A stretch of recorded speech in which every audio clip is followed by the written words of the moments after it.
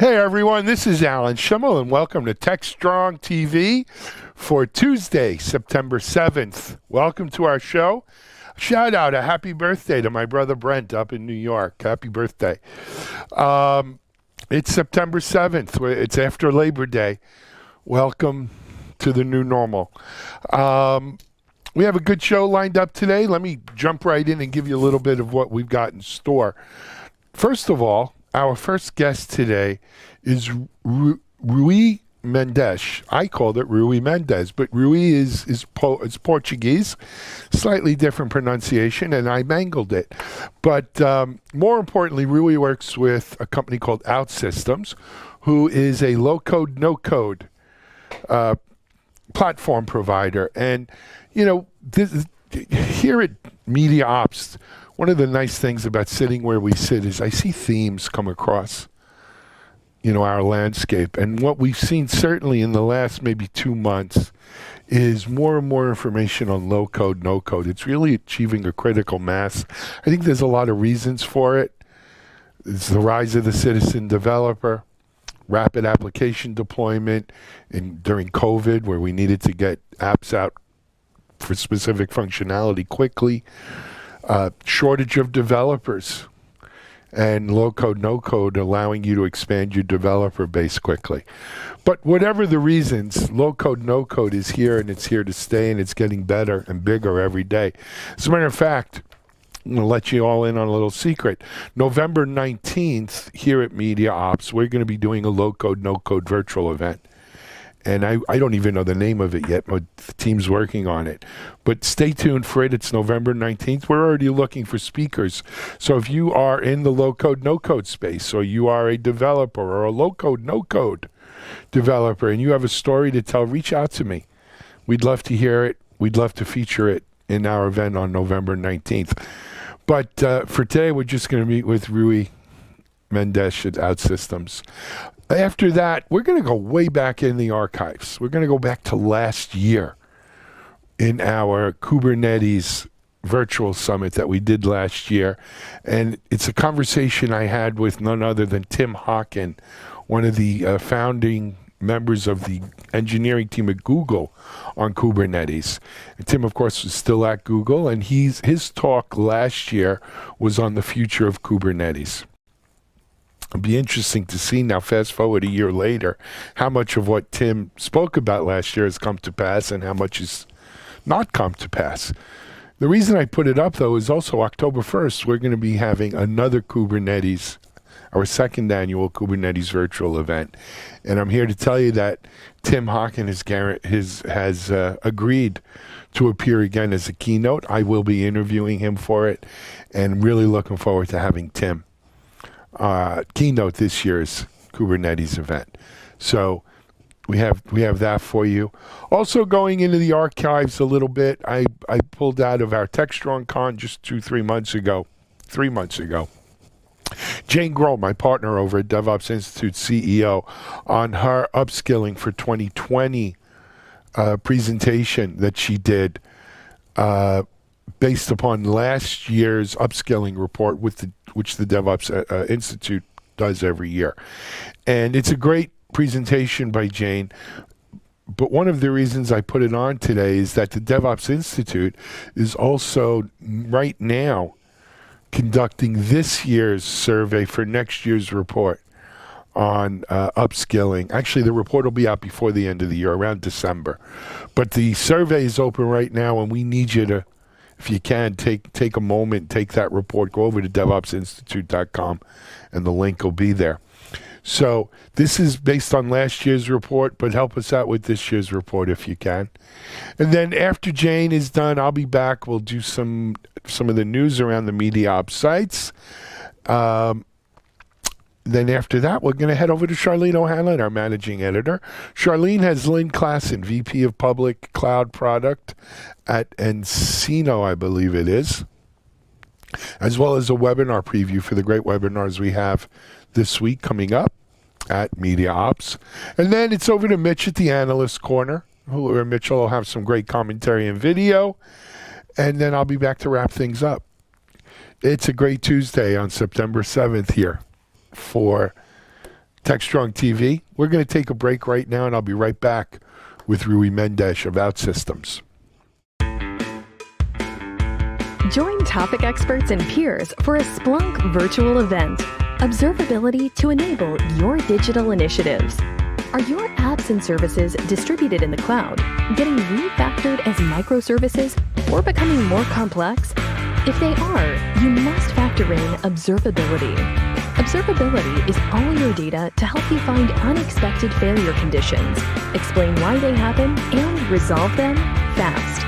This event is about the challenges, opportunities, and best practices to successfully build observability into everything you develop, deliver, or monitor. Register today. As I said at the top of the show, low code, no code has become a real hot topic over the last 30 to 60 days. I'm sure there are some reasons around COVID for it. There's also the rise of the citizen developer, which has been going on from before COVID, shortage of developers, BPA, RPA, other reasons. All of them together have resulted in a crescendo of low code, no code solutions, platforms, interest in the market. Outsystems is one of the companies providing solution here. And this is my conversation with Rui Mendes from Outsystems about low code, no code. This is Digital Anarchist. Hey everyone, thanks for joining us here on another episode of TechStrong TV. For this episode, I'm joined by Rui Mendes, who is a DevOps expert in the professional services team at Outsystems. And I mangled his name. Rui is actually Portuguese by descent. And I have a tough time sometimes with the Portuguese names. Rui, why don't you say it right for our audience so we give it respect it deserves. The right pronunciation would be Rui Mendes. Okay, like we're going to go with it. I got it. We'll go with Rui and hopefully just accept my apologies in advance. No problem at all. I do the best I can. So, Rui, I don't know if we've ever had anyone from Outsystems on TechStrong TV since we started here about 4 or 5 months ago with this. Why don't we first start, give our audience a little bit of background about Outsystems? Sure. So Outsystems is a low-code platform. And what this platform does, or low-code platforms as a whole, they use a full-stack visual programming model for developing applications. And this approach greatly accelerates your ability to develop applications, whether we are talking about simple productivity apps like the ones you use for inside a department, or even large, complex, enterprise-grade systems that you can either use for employee or customer-facing scenarios. Now, because of these latter type of applications that I mentioned, low-code platforms also provide powerful integration capabilities for leveraging data or services from other enterprise systems that you might have. And they also give you the possibility of extending your applications with custom code if needed, a bit in contrast with this other category of tools that you can also find, which are the no-code platforms. So I would say this could be a brief overview of low-code and low-code platform like Outsystems. Excellent. Now, and you know what, we introduce you as a sort of a DevOps expert on the professional services team. You know, not that we think you're lying, you know, but give our audience a little bit of your background on how you come to, you know, be a DevOps expert and what you do as part of the professional services team there. Okay. So I've been with Outsystems for the past 8 years. Currently, I'm part of the DevOps experts team, as you mentioned, in the professional services group, where our mission is precisely to evolve the DevOps practice on top of the Outsystems platform, and also train and explain to our customers how can they adopt a DevOps approach on top of the platform. that's the main goal of this team. And before that, I was part of the architecture experts that focused in defining architecture best practices for Outsystems applications. I also delivered projects and also had a couple of years as a factory manager as one of our major Outsystems factories in one of our customers. Excellent. Now, you know, really, since the whole COVID thing, we've heard more and more about low code, no code type of platforms. Not that they weren't around before this; they were around before this, and they were very successful. Whether we're talking about RPA integrations and business process BPA, you know, they were around and they've been successful. But with COVID, you know, the rapid deployment aspect of it, right? Able to rapidly design, develop an application and get it out has really made them more valuable. And then secondly, you know, with everyone working remote and with so much applications that needed to be developed to support remote workers or to support e-commerce or to support things that were happening as a result of COVID, we've taxed the ability of just pure developers to develop these applications. And so when we use tools like low code, no code, right, we can broaden the base of people who can help us develop applications, right? Citizen developers, if you want to call them, or something like that, right? Instead of professionals. And that kind of fits in with a DevOps sort of mentality as well. So, or maybe it doesn't. You know, let me throw that out at you. How does low code help organizations embrace DevOps?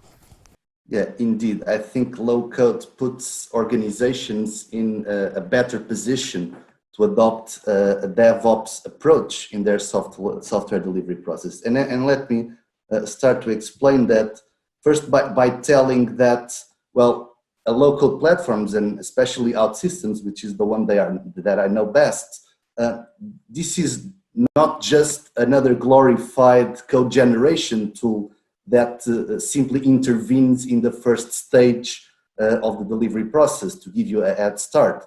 Low-code platforms such as Outsystems, they also include built-in capabilities that allow you to manage the full life cycle of the applications that you build with the platform. And I can give you a couple of examples from my Outsystems knowledge. For instance, you have an embedded build and deployment server in the platform that automates all of the compilation, deploying, and distribution of applications to the servers where they run. You have also immediate feedback every time that you push a new module version regarding the impact that that new version has in other modules in terms of breaking changes, the ones that depend on that module. For the quality assurance dimension, you are also able to write functional tests using the same language that you use to develop the applications, or you can leverage a tool that we have called Architecture Dashboard that validates the quality of the applications that you build and the adherence to development and architecture best practices so that you can have your technical debt under control. You can create cross-environment deployment plans that automate the deployments across your delivery pipeline all the way from development to production. And also you have the applications that are built with Outsystems. They are fully instrumented for monitoring purposes, which means that the platform automatically logs any errors or application usage data or performance metrics. So all of these capabilities combined that are put forward by low-code platforms such as Outsystems, they can help organizations tackle the challenges and reduce the complexity of adopting a DevOps approach in their software delivery process. And this can happen in a number of ways. So firstly, these platforms automate several tasks in the software lifecycle. from generating the application's artifacts to staging new application versions all the way into production. And this helps you increase the flow that you deliver new changes to your applications from development to production. Also, the platform, the local platforms increase the feedback loops, which is this very fundamental concept in DevOps when you are promoting a new change across your delivery pipeline. And this happens during the coding stage, during the quality assurance, the staging, and even in the runtime operations. Also, the local platforms increase the close collaboration or improve the collaboration between different profiles or roles in the organization that work using a common platform. For instance, when you are creating deployment plans, a development team can create a deployment plan that is then reviewed and triggered by an operations team. And finally, just to finalize my case, local platforms build applications that are built for change. And this means that the platform itself assists you when you need to change the application to conform with the changing of the requirements. And this, I would say, promotes experimentability or promotes, let's say, experimentation during your development process, allows you to have a more iterative development process, which in turn is going to drive innovation in the way that organizations deliver their software to their end users. Excellent. Good stuff. So, Rui, I've been in technology a long time.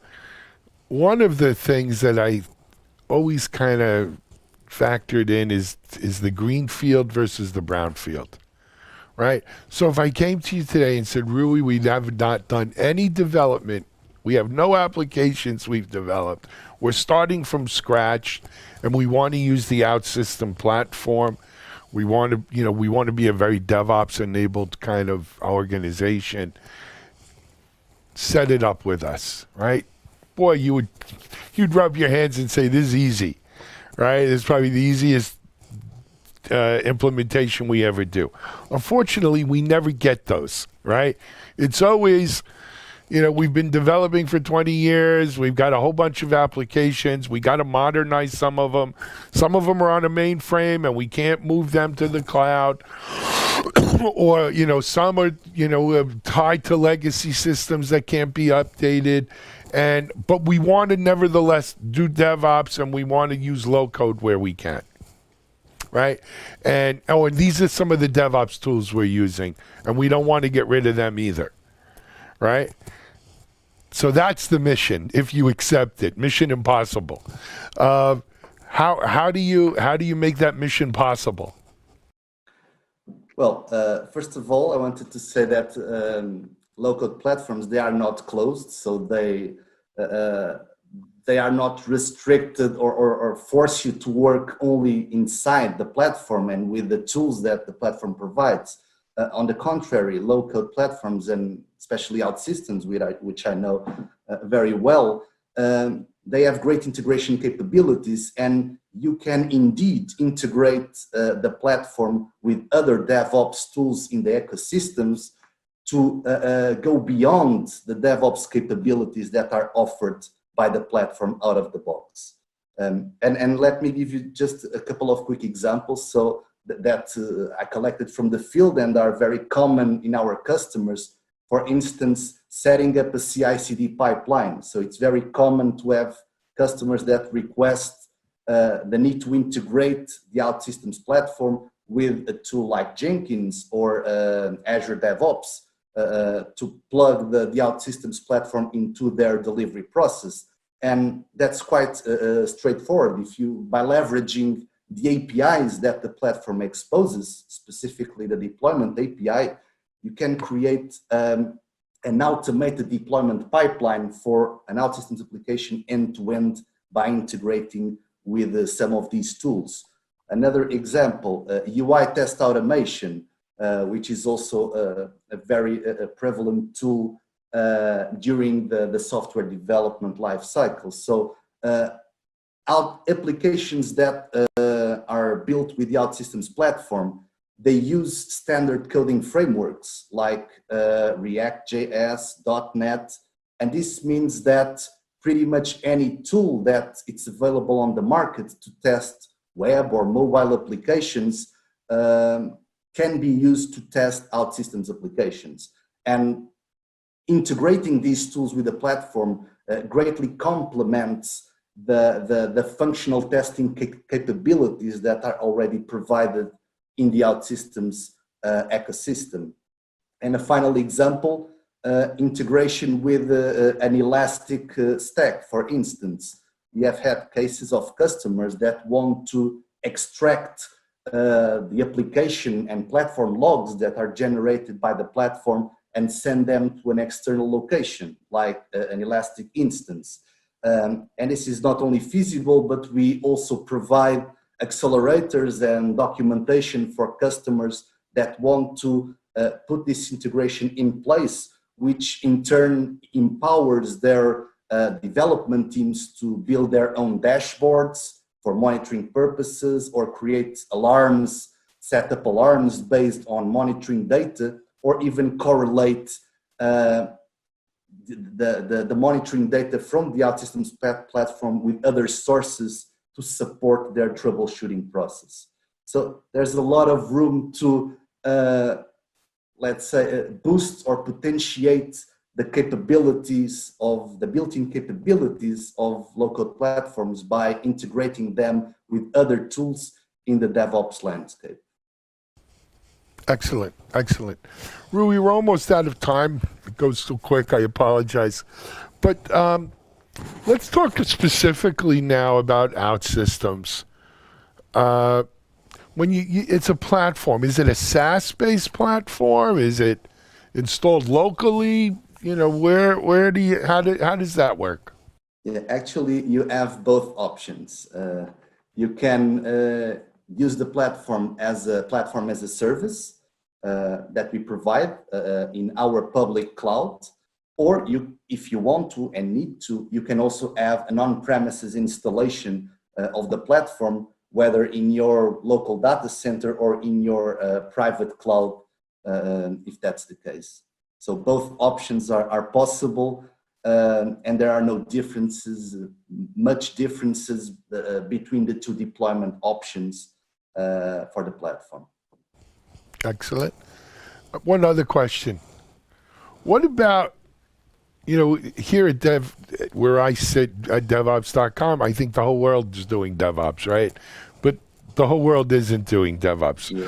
What about customers who are, unfortunately, what about customers who aren't doing DevOps? Can they still use Outsystems?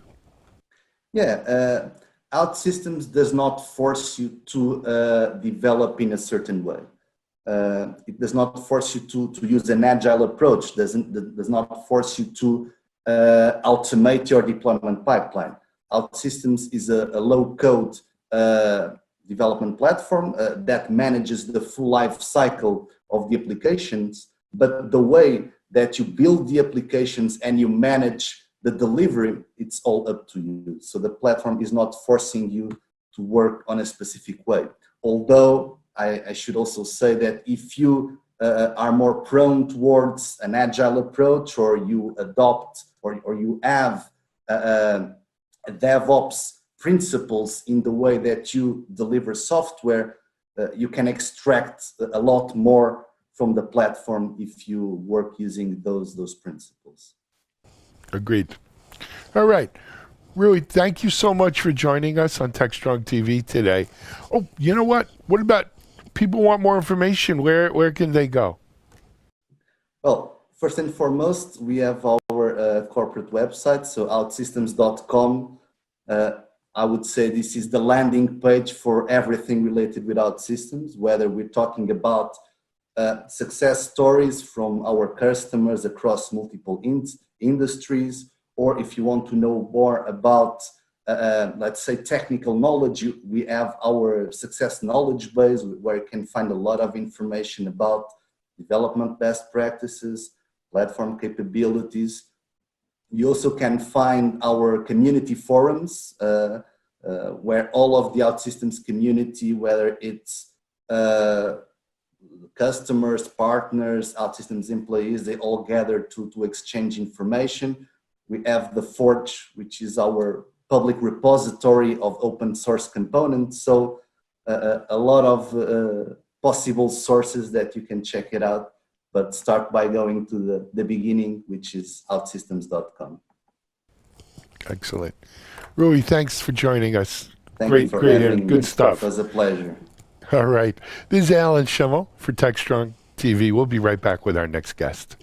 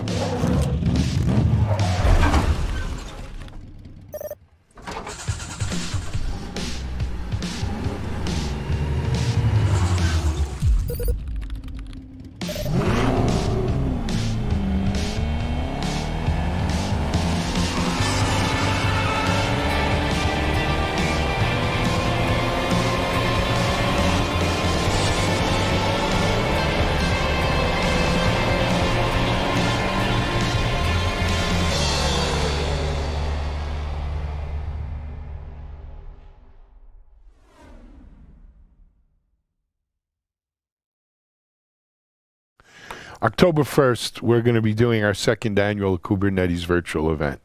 For last year, Tim Hawken, one of the original Google engineering team members on Kubernetes, was nice enough to allow us to go over to the Google Cloud GCP headquarters and film an interview with him as a keynote. That's what I'm going to be playing for you just here in a moment. Last year's Kubernetes Virtual Summit keynote. The reason I'm doing is because in about a month, less than a month, 3 weeks, we will have this year's Kubernetes virtual keynote. And again, we are going to feature Tim Hawken as a keynote. I will be interviewing him. However, it won't be in person, obviously. But Tim will have great stuff to say. I'm looking forward to it. So now let's go back. Let's wind the clock back a year to Tim Hawken on the future of Kubernetes.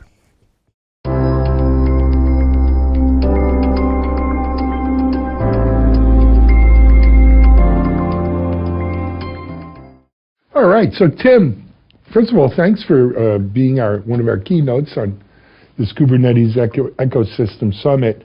I wanted to discuss a couple of things with you today, and I guess chronologically, let's go back to the beginning. Many people know that you were, part of the original, not the original Google engineering team, but part of the Kubernetes team.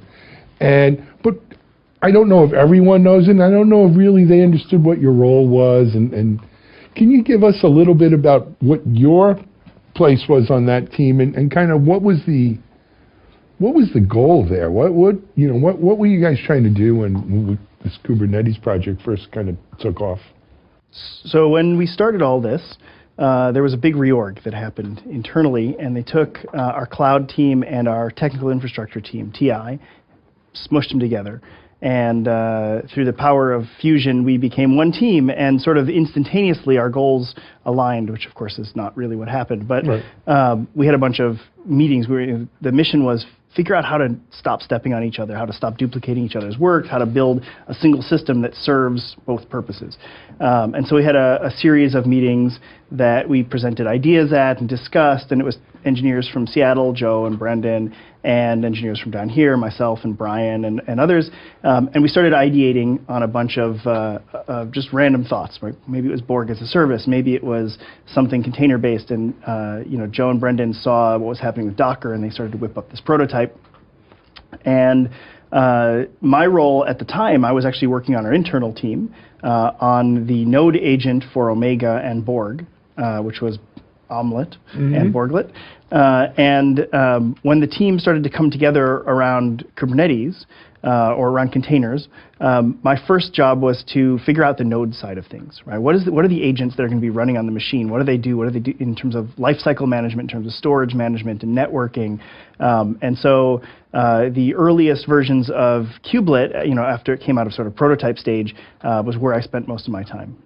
Absolutely. And, as the sort of team coalesced and the idea of doing something around containers and, was it called even Kubernetes at that point, or K8, or was No, the name Kubernetes came pretty late in the game. At the time, the prototype was called 7, and so people were hacking on 7, and that was really it. It's funny that was 7 and now it's sort of K8, but this was, at this point, was there any thought of creating an open source project that would live and exist outside of Google, or? Absolutely. The open source was definitely part of the strategy. Once we decided that we weren't going to be shooting for an as-a-service sort of thing, it obviously had to be open source. That was the only way we were going to get traction and get buy-in from the broader community.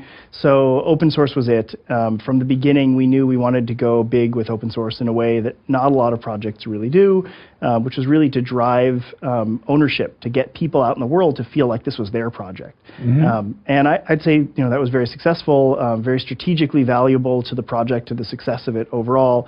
I don't think it would be where it is if we hadn't gone big on that. No, but it's a little bit of a chicken and egg issue too, I think, Tim, because one of the things I've kind of observed from attending Cloud Native KubeCons and these kinds of things is that really a lot of what's driving the underlying energy behind these things is open source, right? The Cloud Native and Kube movement, if you will, or the foundation behind it, right, has given the open source community a place to coalesce around, something to gather and hold up there. We had Linux before this, obviously, but this has really taken that open source community and given it a home and a voice and power like it's never had, frankly. And I can't imagine that you guys back then would think, my goodness, look what it's become. That's true. It is definitely sort of beyond wildest expectations. You're right. Linux existed. Open source existed for a long time, right? I mean, I cut my teeth on open source in the 90s, and working on Linux and early versions of Red Hat and those sorts of things. And so I grew up sort of with that ethos of you're just going to write code and people are going to benefit from it, and that's this is the way you do things, right? Long before I ever did commercial software, I was doing open source. And then, I sort of came to Google, and I took a very different track through Google. I worked on some, internal stuff that wouldn't make sense externally, and I lost track of open source. And when I came back to Kubernetes, the world is totally different. The open source world is a very different animal than it was in the 90s, right? And there was still, open source was still there, but what we tried to do with Kubernetes was a community that was very intentional, that was very broad and deep on purpose, and not sort of by accident. And I mean no disrespect at all to the Linux community. The Linux community grew from nothing to what it is now over 20 years, right? We didn't want to wait 20 years. Probably longer even, yeah. Yeah, right. So we didn't want 20 years for Kubernetes to try to take off. We were trying to do something big and now and immediate. And the Linux community is sort of the result of the engineering that went into it. We wanted to start with a community first point of view, where we said the community is a big part of what makes the project successful, and that was really key to Kubernetes. Sure.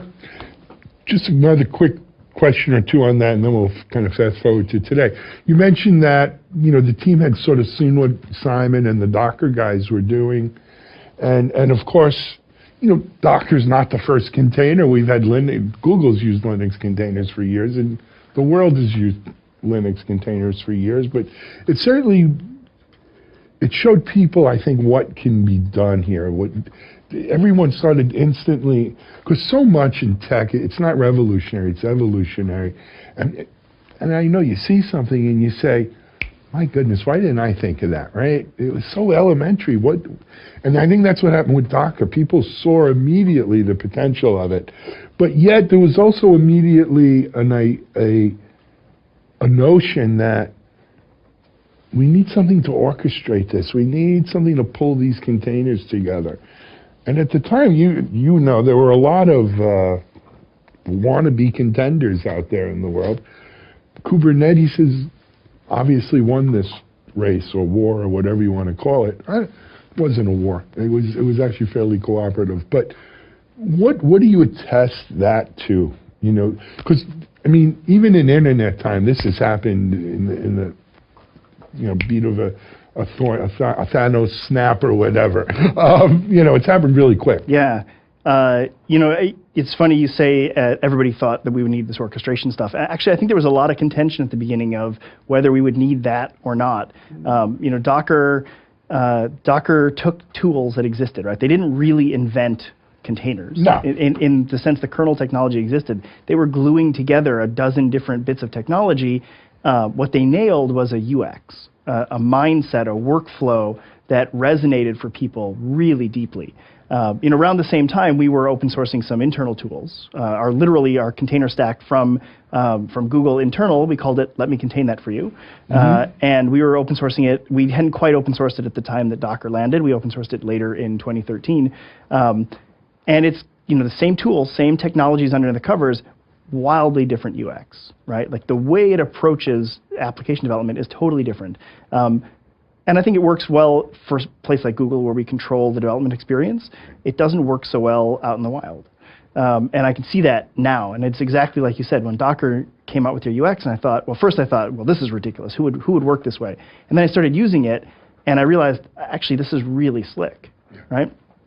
And of course, as soon as I saw that, I played it in the context of what I already knew about Borg. I looked at Docker, and I went, well, it's like Borglet, but like prehistoric, right?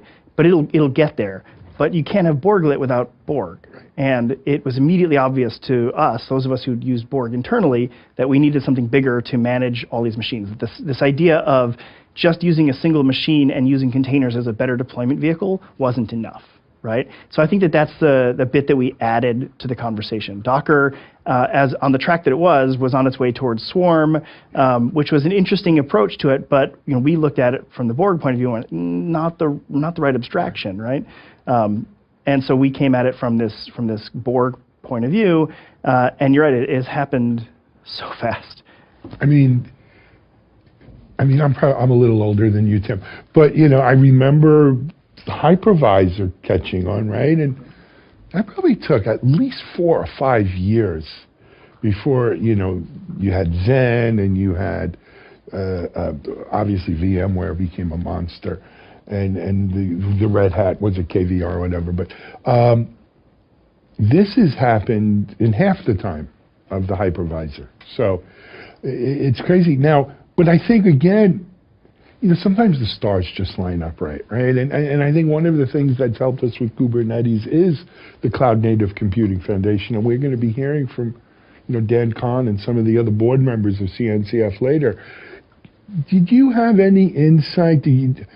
Obviously, I think CNCF has become a catalyst for acceleration of Kubernetes in the market. I don't want to use the word dominance, but Kubernetes' place in the market. Did you see that coming at all, or like what? If you can, just not speaking on behalf of the whole team, speaking on behalf of Tim, what did you think when the idea of, hey, let's give Kubernetes to the CNCF, to the Linux Foundation, in essence? And that was part of the conversation really early on. Was it? We knew, even though we wanted to go big with open source, we knew that there's a sort of inherent mistrust of corporate-owned open source sometimes, right? And Google, honestly, had not earned a great track record with putting things out and then sort of abandoning them. And so we wanted to make sure we didn't sort of fall victim to our ancestors' mistakes. Mm-hmm. And so it was really important that we get it out into a place that wasn't going to go away. Even if Google's interest dried up and blew away, that it was safe, right? And we wanted to get ownership. We wanted to get people who had full project access from like day one, right? And it was super important that you get the Red Hats and the Core OSs and the other people who had full access. Like, not just I can tinker around and send patches, but I can check things in, I can approve things. That was super important from the beginning. So the foundation, I think, was really part of the strategy. And there was a lot of discussion of, do we want the Kubernetes Foundation, or what is the scope of this thing? What are we going to call it? What is the mission really? And I think the term cloud native took a while to catch on. And even at the beginning, I remember telling it to people, and they were like, well, what does that mean, right? But I think the mindset has started to really work for people. And I think that the choice of words there was really brilliant. I have to agree with you. So, my background is more in cybersec now, but we called it InfoSec. And I remember when cloud security first, became a thing. And so cloud native to us was readily apparent, because too many people were taking, endpoint security, moving it to the cloud and saying, voila, cloud security. We knew you had to have security designed in the cloud, for the cloud, by the cloud. And I think it's gone beyond security now to software. But the other thing about it, though, is, again, who's the caboose and who's the engine here? Without Kubernetes, I don't know how much of this cloud native movement that we have today would exist. I agree. Kubernetes, I think, was the catalyst that helps people see how things could be done. Docker was maybe the raw materials, and Kubernetes is the thing that really got the chain reaction going. Yeah. It took this idea from abstract of, we can manage your deployments for you, don't worry about it, into the really concrete of like, look, really, it's that easy. I remember doing a talk at Usenix Lisa a few years back, and I did a room full of sysadmins, classic Unix sysadmin people, right? Of which I considered myself one of. I spent a lot of time doing that, and I went up there and I basically automated 2/3 of their jobs on the stage, right? And afterwards, people came up to me and were like, "This is incredible! Like, how did you do that?" Yeah. Right? Now, of course, there was the other third who was skeptical or had really great questions or comments, and I hope that we've addressed a lot of those now. But I remember feeling really, at that moment, that day, that we hit it. We hit something. Right. That's amazing. Let me, Tim, if you don't mind, I want to turn our interview now from backward looking to forward looking. So as we sit here now, it's the summer of 2019. The next KubeCon is actually later this month in Shanghai, and then there'll be one in San Diego in the fall, winter. Where are we going? I mean, has Kubernetes, are we in a post-Kubernetes world now, or what's the story? We love to talk about boring infrastructure, right? That's sort of the key words. We've been quoted on these things all the time, and I think we're getting there. I hope that a couple years from now, we're not talking about what's hot in the newest release of Kubernetes. That it's sort of like the Linux kernel. Like, there's some stuff in there, but the vast majority of people, the vast majority of their problems are already solved, right? And they're working with it, and they, new releases come out, but nobody feels urgent pressure to pick them up. That unless you're bleeding edge, right, or you're building these things, and that it's just sort of a non-issue. People don't worry about where they're getting their Kubernetes or how it looks or whether it works well. It's just a thing that you use, right? And people are focusing their energy on the exciting stuff that's happening up the stack, right? Yeah. Whether that's the service meshes. I mean, that's sort of the next thing today. So where are we going to be in 2 or 3 years? Probably beyond that, right? I mean, I hope so. There's the serverless frameworks, and there's the, you're going to build more and more abstractions up and up the stack, which just benefits users. The higher up the stack people can live, the better off they're going to be. Agreed. And you mentioned a couple of things I wanted to hit on, service mesh and Istio, and,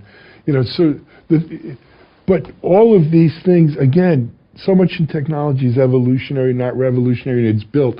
So we have that container Docker container, and we have the Kubernetes kind of thing on it, and now you're going to have mesh on top. But really what we're building, and I spoke about it today, I was at a conference, I think I mentioned to you in San Francisco, what we've really built here is a new OS for the data center. And that data center happens to be the cloud in most cases, but it's a new OS there that, and it was probably time, to tell you the truth, because even though we had the hypervisor, we were still running our old OSs on top of them to 95%. We're still running our old OSs in there, right? But they're now a tiny little detail of the implementation that most users are not particularly coupled to. No. right? Right.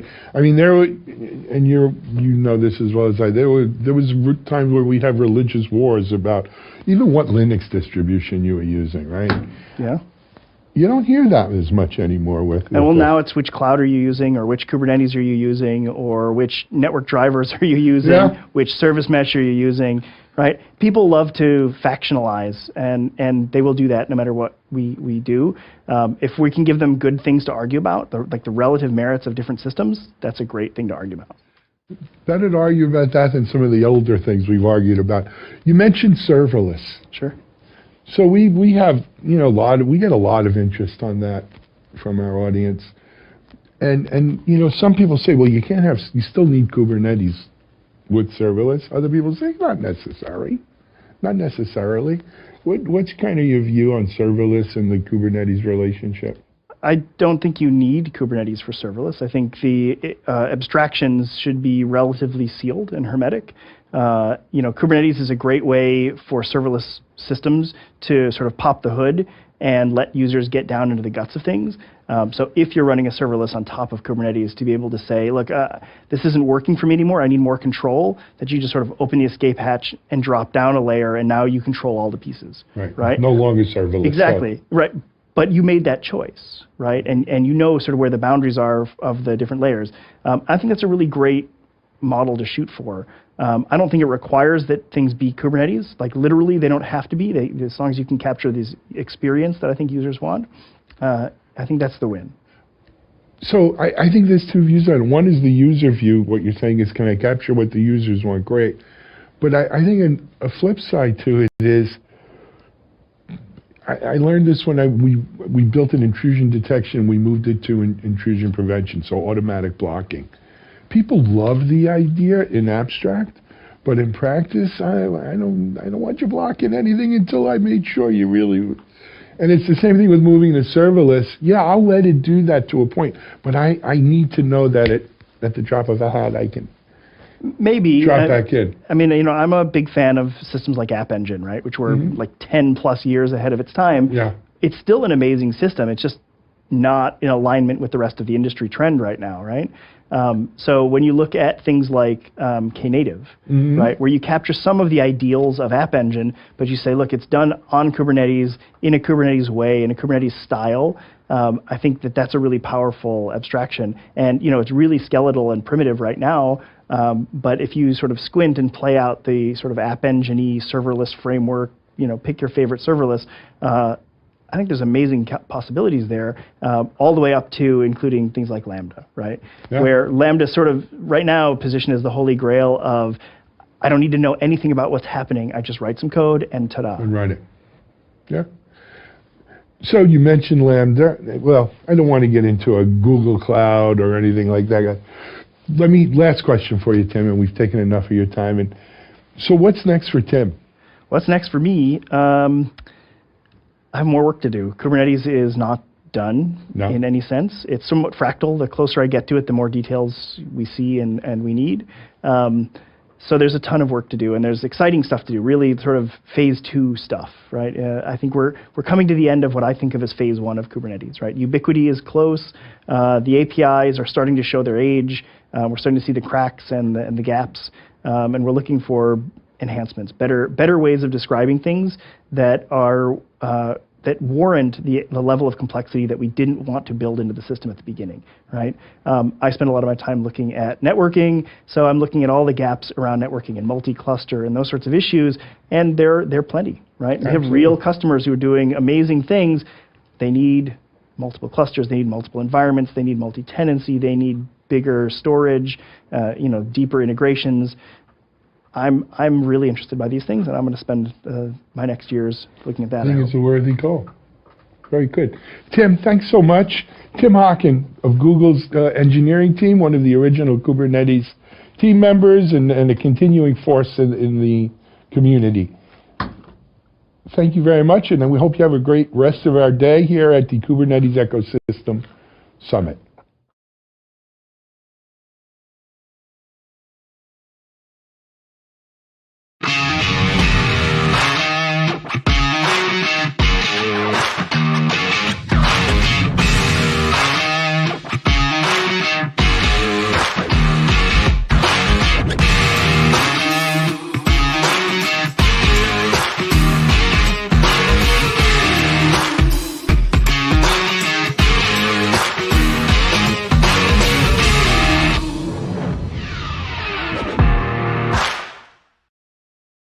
CISO Talk, to hear how real-world CISOs are dealing with today's real-world issues.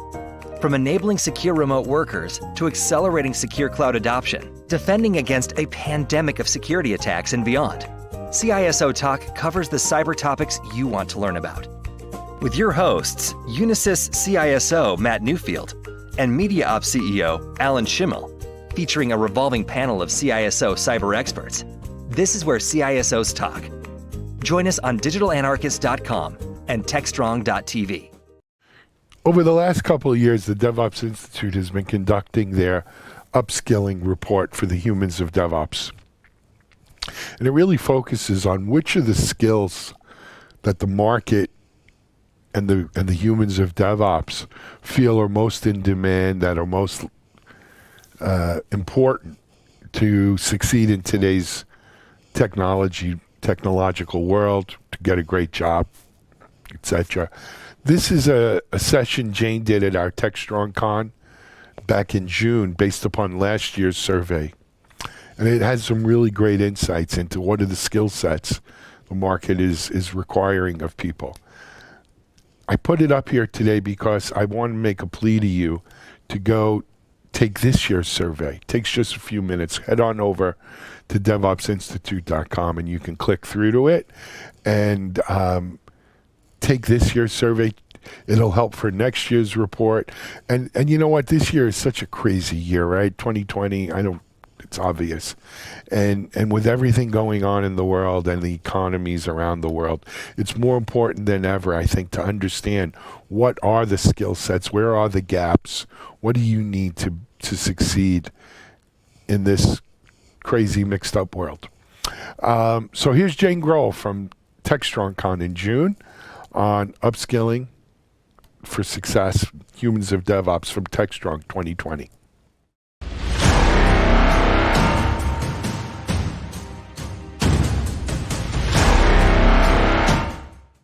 Hi, everyone. I'm Jane Grohl, CEO of the DevOps Institute. I'm really excited to be here at the TechStrong conference. And today, what I really want to talk about is upskilling for what we're now calling the hybrid human, particularly for the hybrid TechStrong human for 2020 and beyond.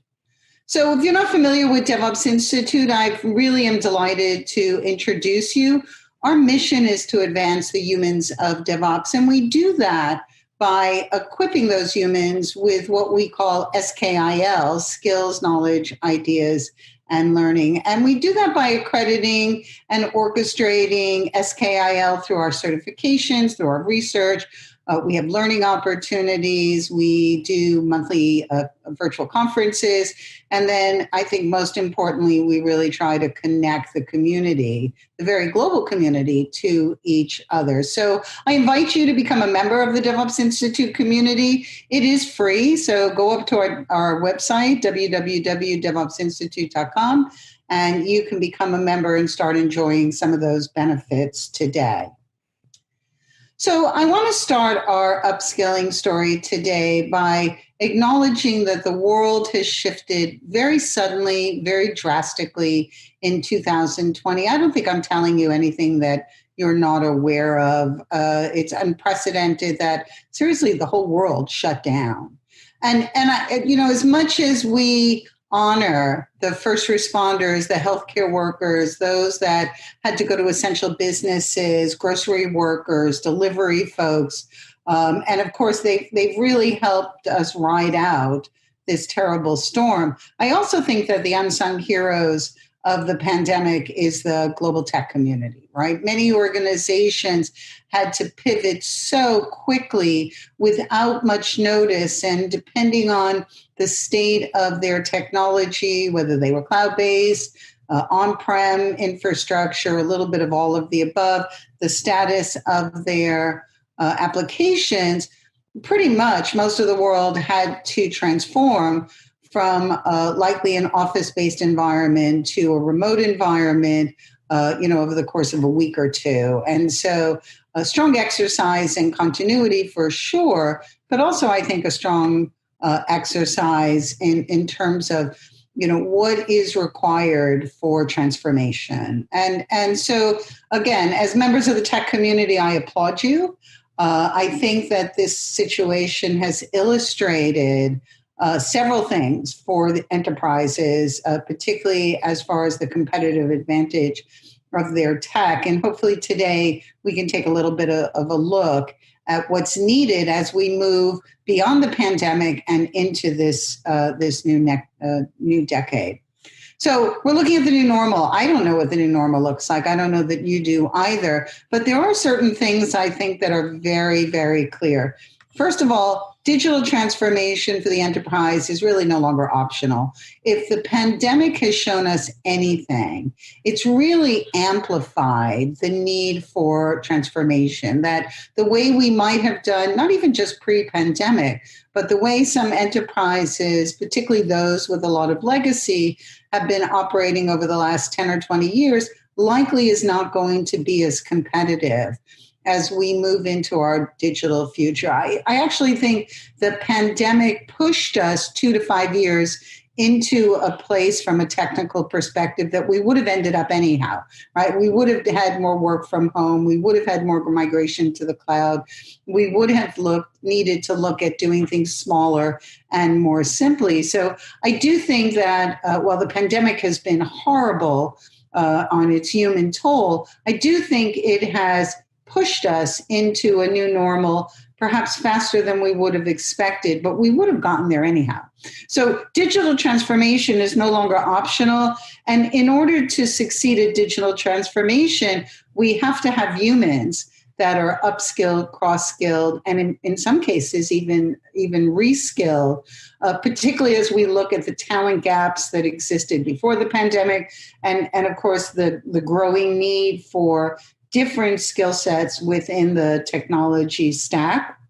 And I think some of that's going to come from people inside our space. Some of it may even come from reskilling individuals that perhaps lost their jobs and are now looking for new careers. So, let's not focus too much on what the new normal is, but let's definitely look at some of the indicators that will point individuals and organizations towards new skills, new approaches. And I'm not going to be the one to tell you that. We're going to look at some data coming from DevOps Institute's 2020 Upskilling Enterprise DevOps Skills Report.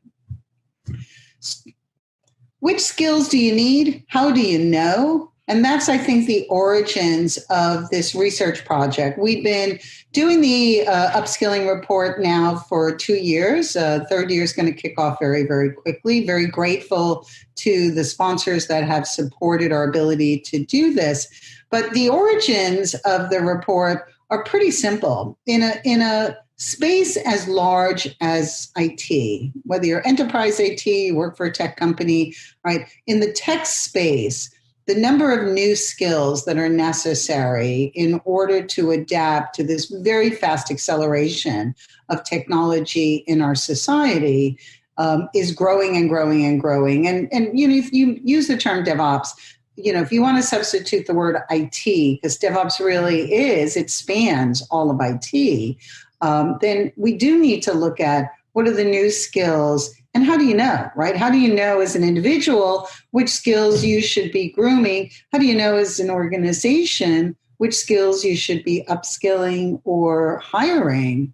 And which of those large number of skills are really going to be important to your digital future? Well, that's the question DevOps Institute has been asking and hopefully gathering some data that will be helpful to you over the last couple of years. Which skills are considered must have, nice to have, and not as important across 4 major categories of skills? And we'll get deep into the data in just a minute. So not surprisingly, pre-pandemic, 52% of the respondents to this global community research project said the DevOps journey is difficult. I think what's more interesting is that it almost equally divided the difficulty among 3 major segments: people, process, and technology. So it isn't just that the automation aspects are hard, or that trying to align processes like ITIL and continuous delivery and site reliability engineering and agile software development, but the human aspect of it was equally difficult as well. And we know from the data that the race for DevOps humans, those that are looking at the talent gap and how do we fill the need for these digitally transformed humans, there's a race for that. And again, let's go back to this report. The research was done through the end of last year, and then the report was released on March 10th. So again, if you think about timing, this is data that is not influenced by what's been happening in the world the last couple of months, but also I think is an indicator of that acceleration. So 52% said they were currently recruiting or plan to recruit those with quote unquote DevOps skills over the next 12 months. 17% said they didn't know. 13% said they had no plans for recruiting. Bet you some of that has changed so far. And 11% said they had completed their recruiting cycle. And again, I would be very, very interested to see as we start the 2021 report and the data and survey that goes behind it, how much of that stays the same or not. What was fascinating and also a little bit disappointing is that only 31% of the over 1,200 respondents said that their organization had a formal upskilling program. Now, we know that there are some very high-profile upskilling programs. FedEx, Amazon have both very publicly announced their investments in upskilling programs for their employees. But as of December, only 31% had a formal program, 38% didn't, and about 20% said they were starting to develop a program. Again, I'll be really interested as we start to look into the next year, based on what's happened this year, whether some of that data has changed. But 31%, right? And that's across the globe. I mean, a lot of this data really is coming in regionally from North America, from EMEA, from APAC. So this is not necessarily unique to, say, North America or to Europe. This is across the entire globe. So the categories that we looked at very specifically in terms of what do we think the DevOps human needs? Now, we use the term human very specifically because regardless of where you live, your gender, other characteristics, we're all human. And so when we look at kind of the holistic approach to skilling, upskilling for what we now affectionately call the DevOps human, it really does break into certain key categories, right? What's your process skills and knowledge? Because in order to operate efficiently, you have to have some process. It doesn't necessarily need to be rigid process, but you need to understand process, because process is going to underpin your automation. It's going to underpin other aspects of your organization. What about your human skills?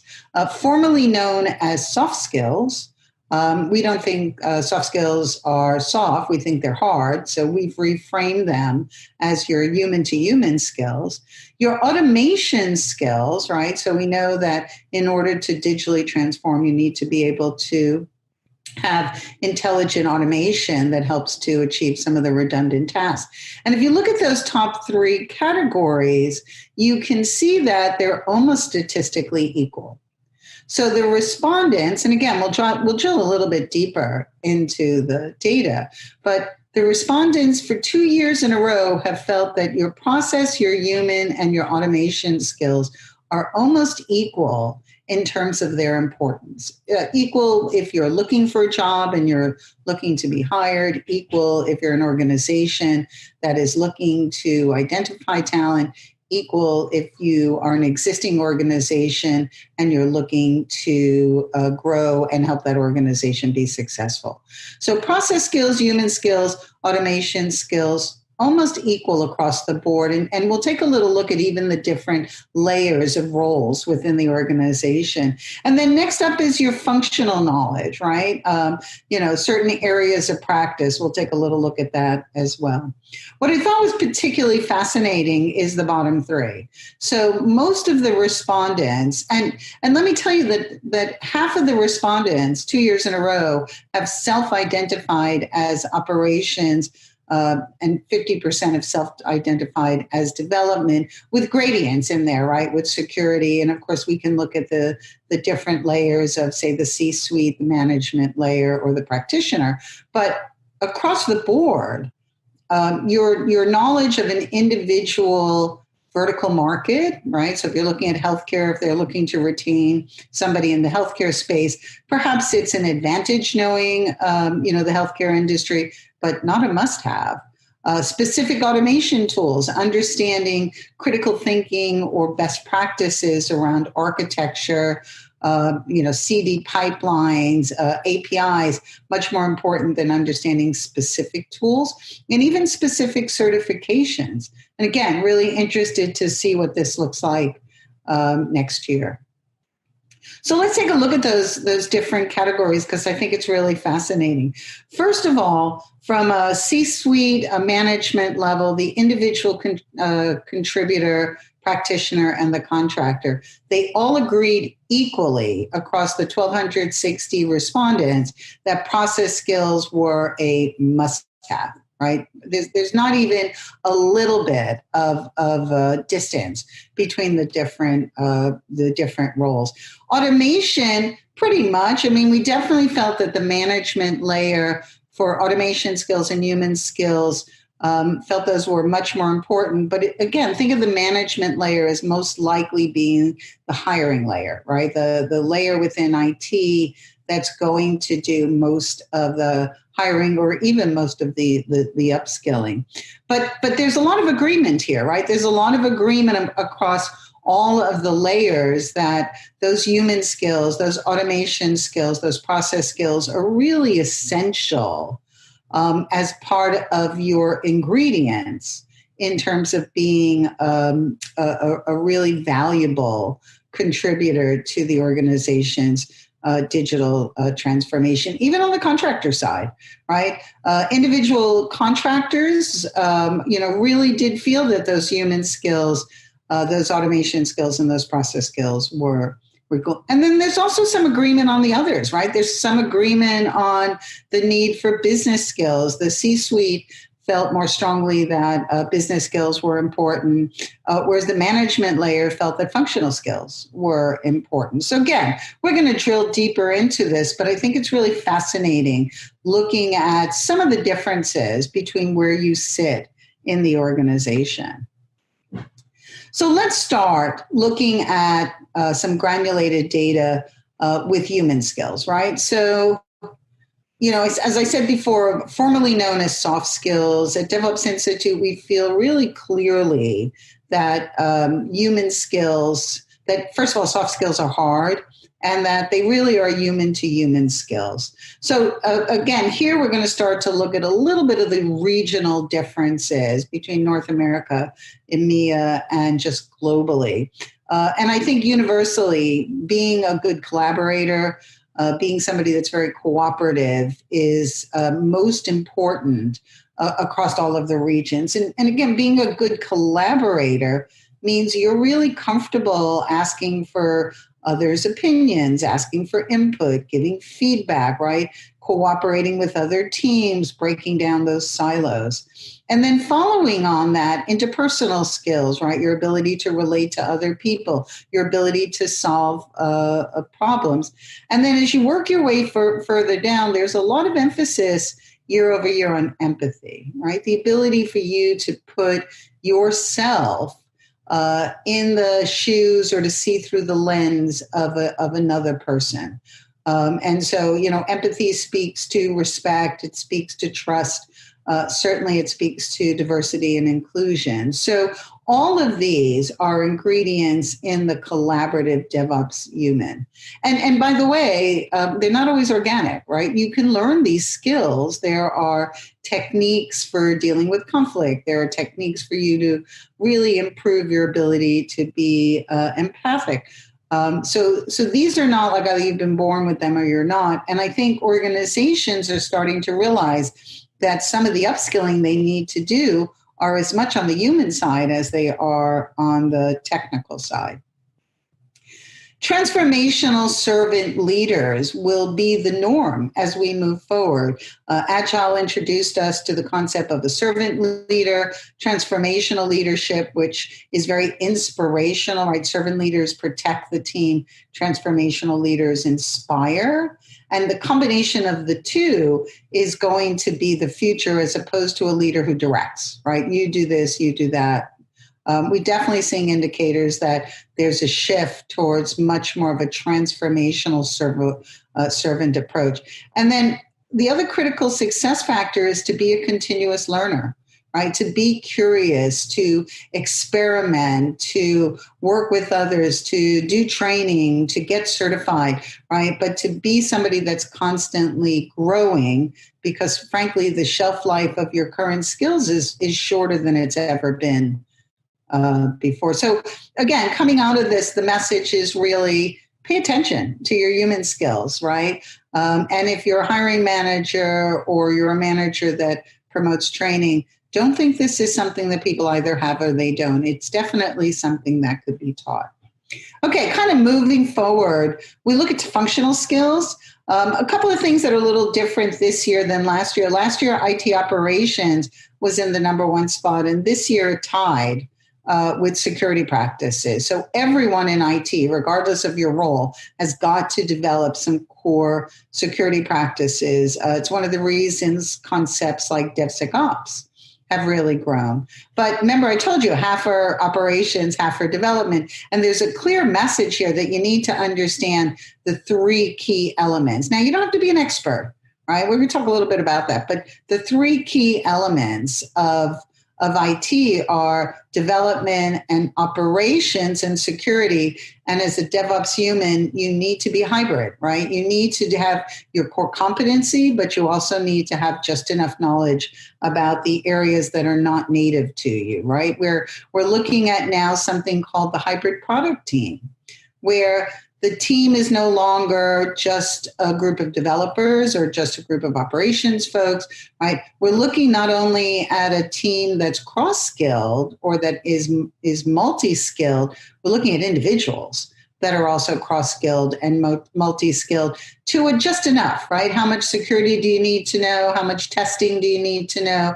But the team is very holistic in terms of its skilling so that if somebody's on vacation, the team doesn't stop, or if there's an incident and somebody's on vacation, we're not paralyzed, right? So it is very much looking at this cross-skilled approach to teaming. It's also looking at measuring customer value instead of, internal focus, like how often did we release? For a customer, that's not necessarily important. So the hybrid product team is growing as well, and hopefully you'll be a part of that. Now, I mentioned before about process and framework skills, and actually this rose to the #1 spot, whereas last year, I think it was #2 or 3. But look at these processes, right? It's not necessarily, do you know ITIL or Agile or site reliability engineering or any of the other frameworks that are popular in IT. The top half of this for the second year in a row is really critical thinking process, right? So what's your experience with source control? Do you understand flow? And pay attention to that, right? Can you understand your value stream? Can you understand flow?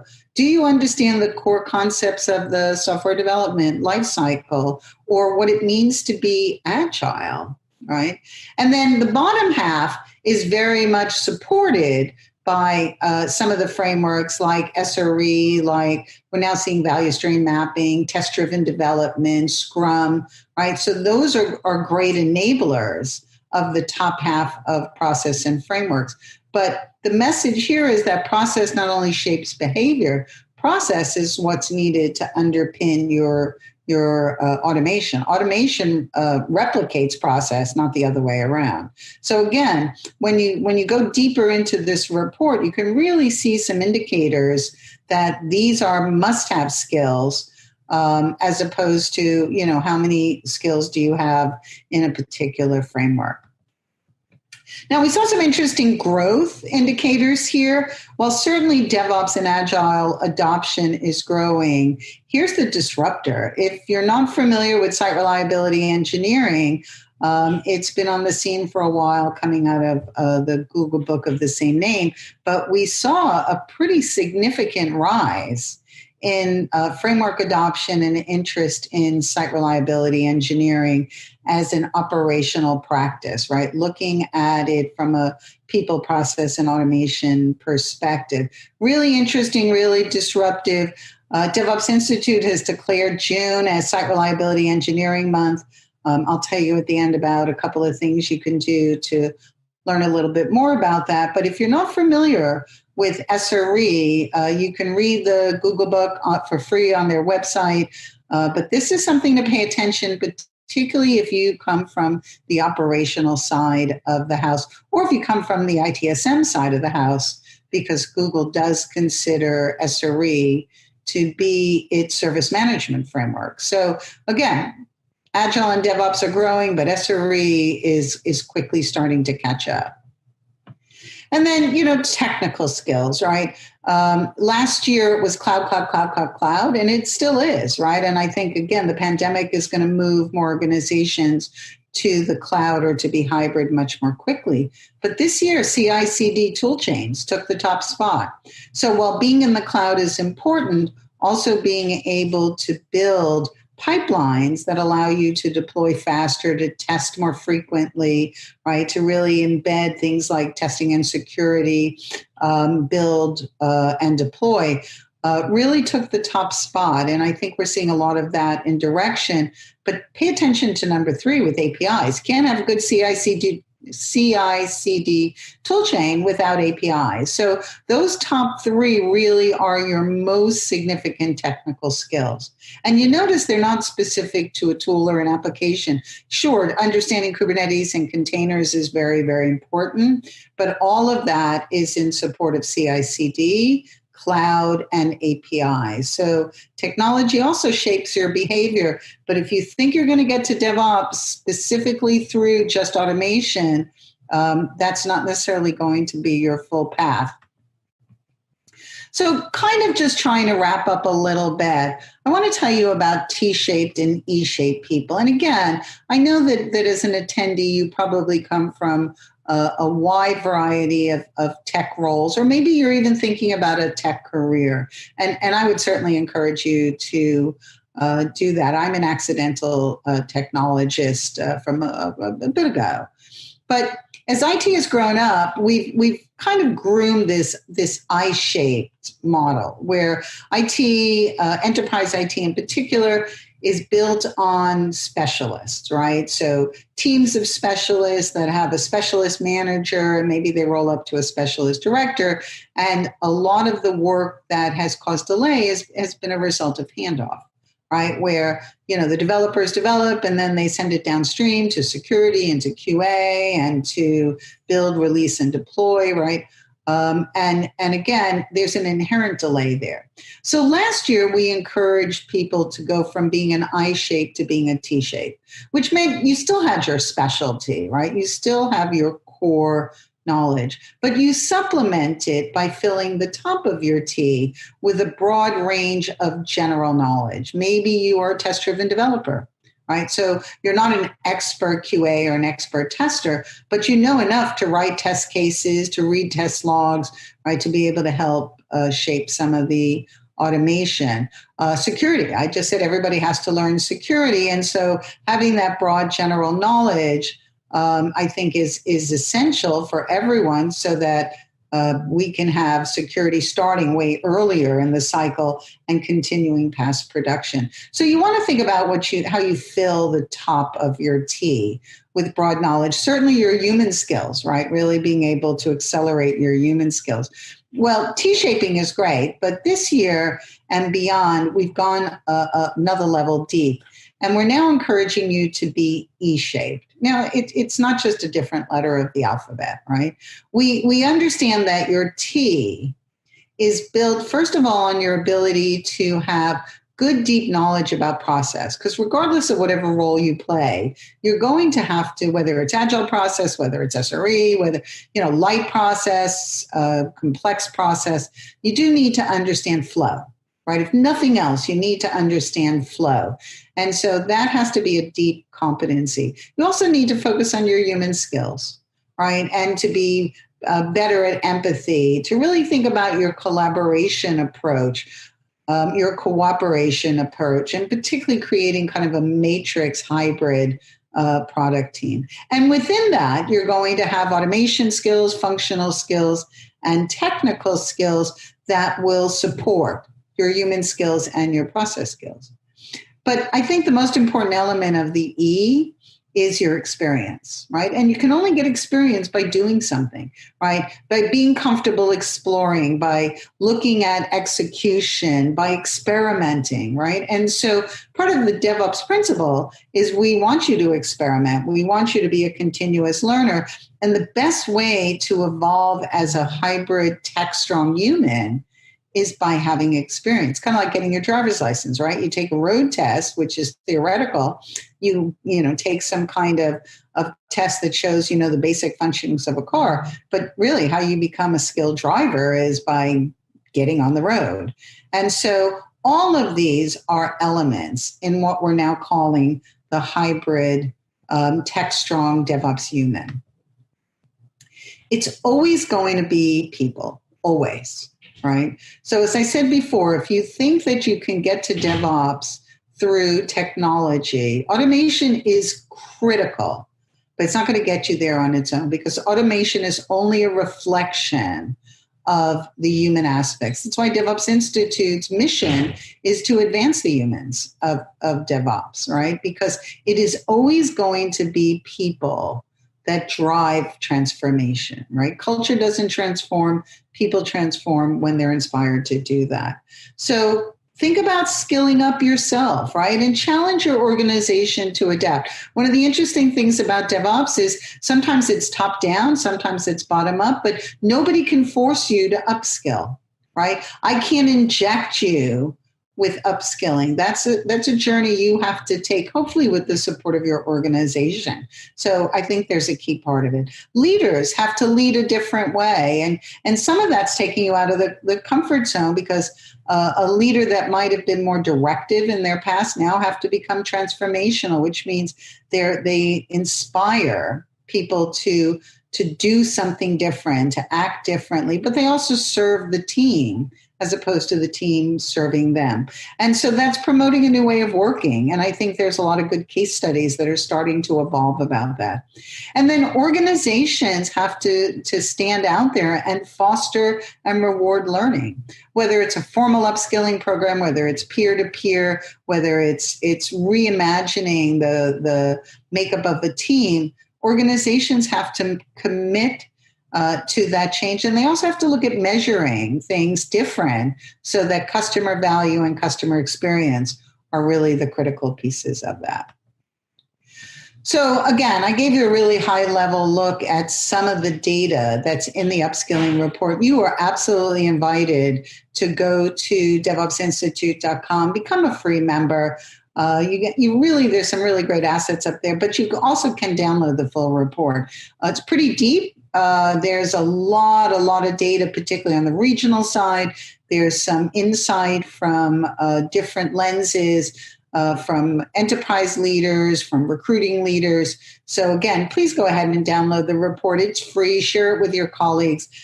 It's a really great talking focal point to figure out where you need to be and, of course, where your organization needs to be. So thank you.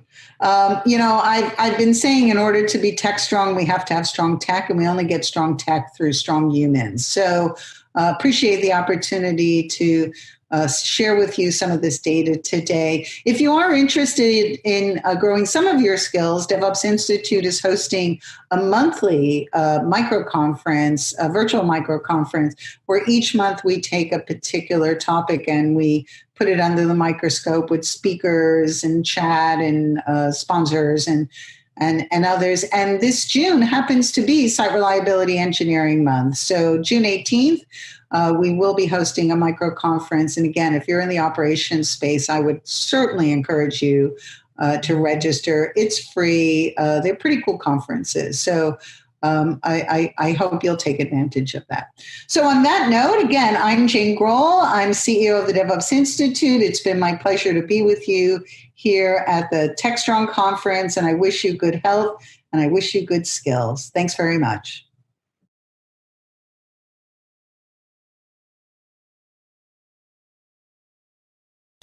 Okay, up next, a little news from around the MediaOps neighborhood. Let me tell you what's going on some of our sites. Over on Security Boulevard, we have the Cyber Hero Adventure Show. Joins the MediaOps lineup. So I'm happy to announce that Gary Berman, the host of the Cyber Hero Adventure Show, is joining our TechStrong TV family, and you'll be able to see an updated production version of his shows, which are pretty great to begin with, on TechStrong TV starting in the next couple of days.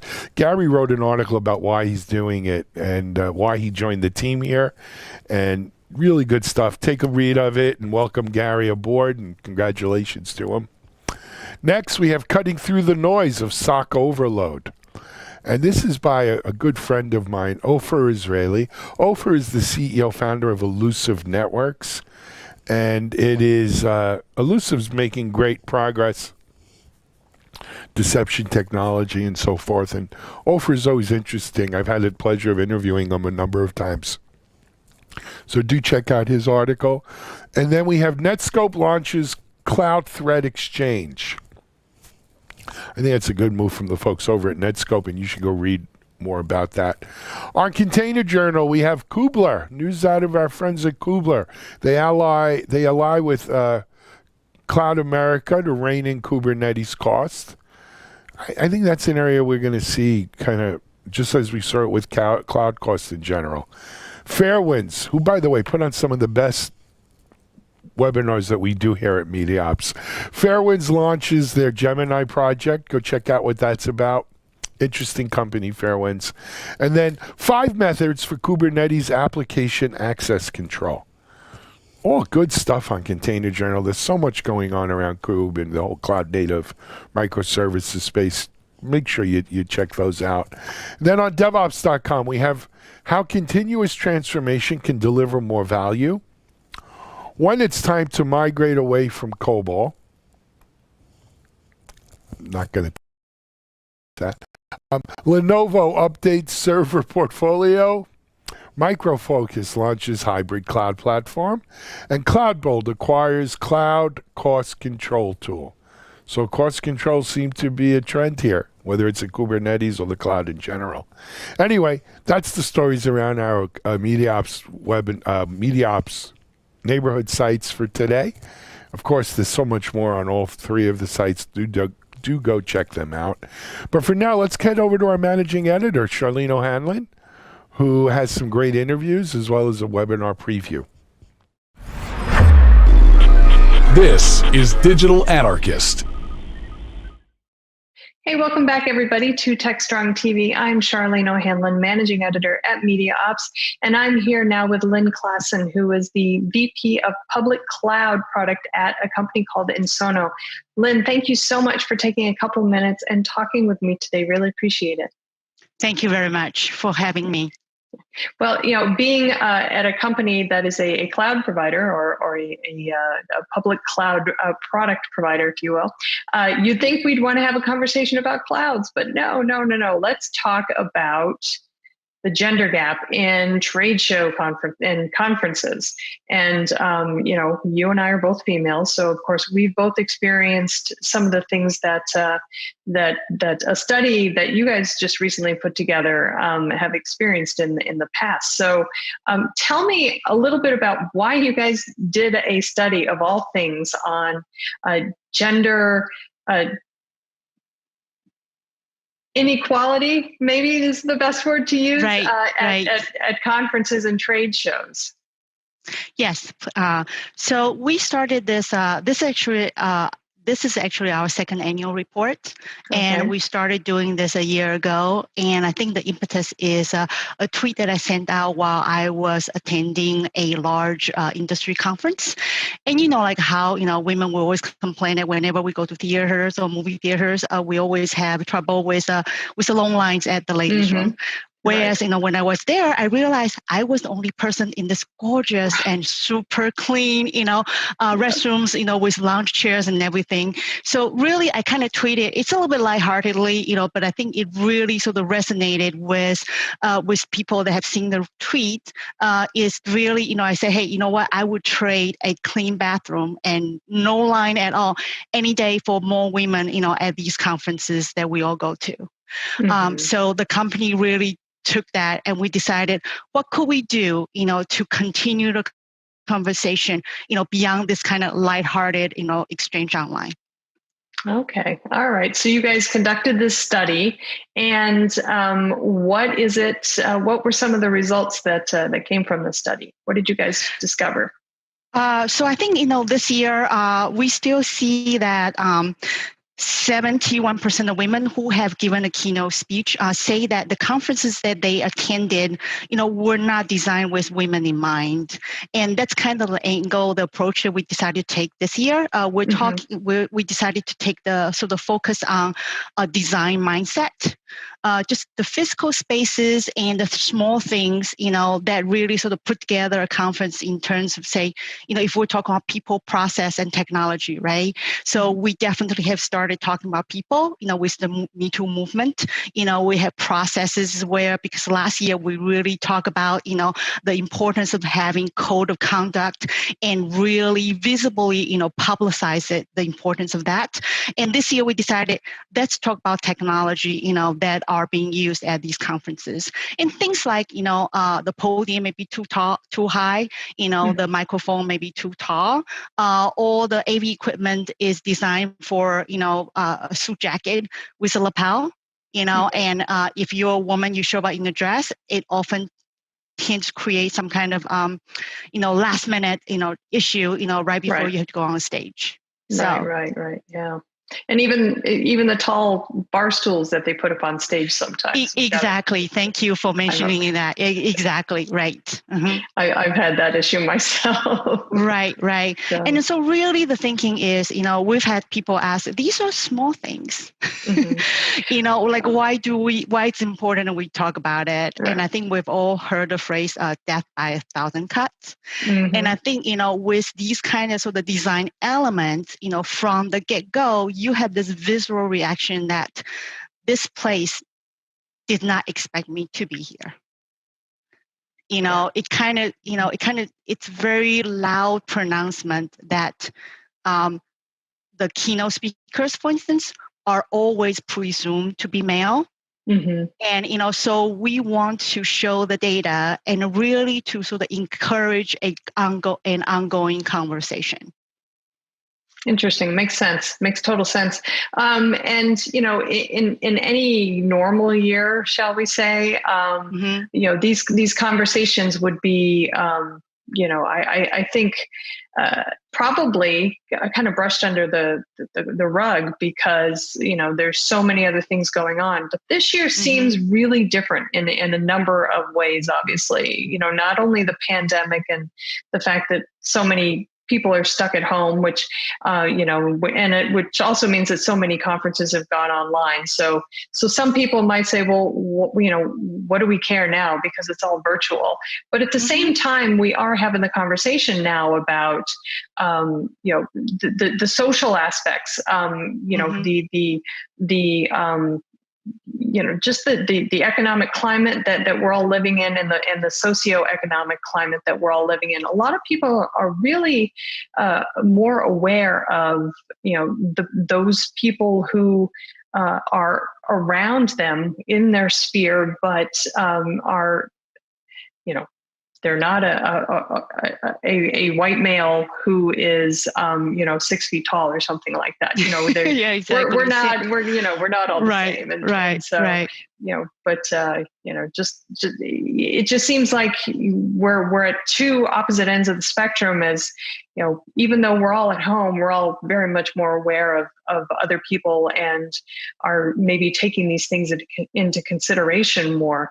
But do you think that we are ever actually going to go back to a live conference? And if so, do you think that the fact that we have kind of, because we've all been cocooning basically, but we've become more empathetic, I hope.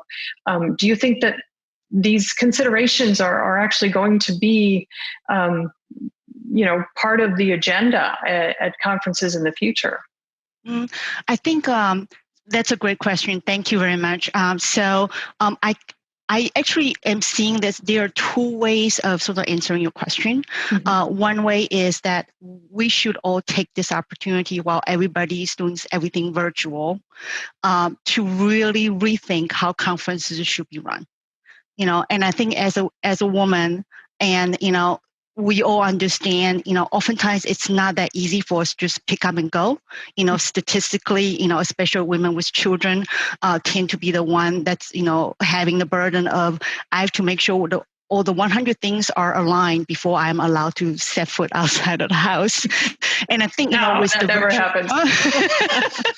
With the virtual conference now being the norm, I am actually seeing the sort of positive trend of more women being able to join conferences, because we kind of remove the need to travel and the travel planning, and also more female keynote speakers, being invited, to represent, to be given a voice, on the center stage, virtually. And I think, this will allow us, once we do go back to the 3D world, I know there are certain conferences that will immediately go back to the physical world. And it really gives us an opportunity to reflect and say, okay, so what are the blockers that we thought before all this happened, before we all went virtual? So how come we could do it when we were all virtual?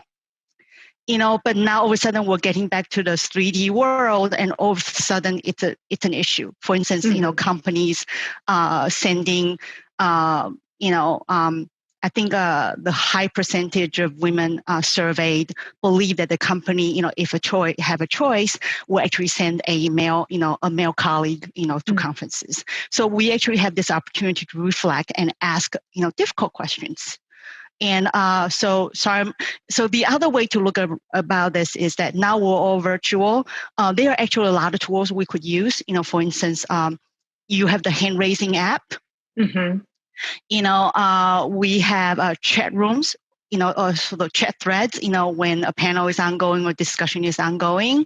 And, there are also sort of breakout rooms, that these technology companies are sort of rolling out in terms of video conferencing technologies. And I think it'd be interesting to think, okay, so once we move this into a physical world, is there a way to continue to take advantage of these tools? Right, to sort of help drive a better way for us to all be able to jump in and speak up, versus, I think that's a common, it's a common sort of perception that women tend to be talked over a lot. Yeah, no, I agree also. And I also think that the great thing about virtual conferences is the fact that, they're not always, they're live events, but some of the sessions can be pre-recorded, so it does offer a level of convenience that really can help anybody, male, female, whatever. But I also wonder if they also kind of level the playing field in that if you're virtual, there are no inherent biases. When I talk to somebody virtually, I don't know I might know if they're male or female, but I don't know if they're older, if they're younger, if they have a ring in their nose, or if they have a mohawk or whatever. Right, It really doesn't matter to me. It's it's really the quality of the conversation at the end of the day. So it kind of makes me wonder actually if virtual conferences will become the majority of the events, if you will, and then the live events will just be more the in-person events will be the minority. So kind of interesting, but at that point I think maybe we'll maybe just because of the way things are, the conversation about sexual harassment and the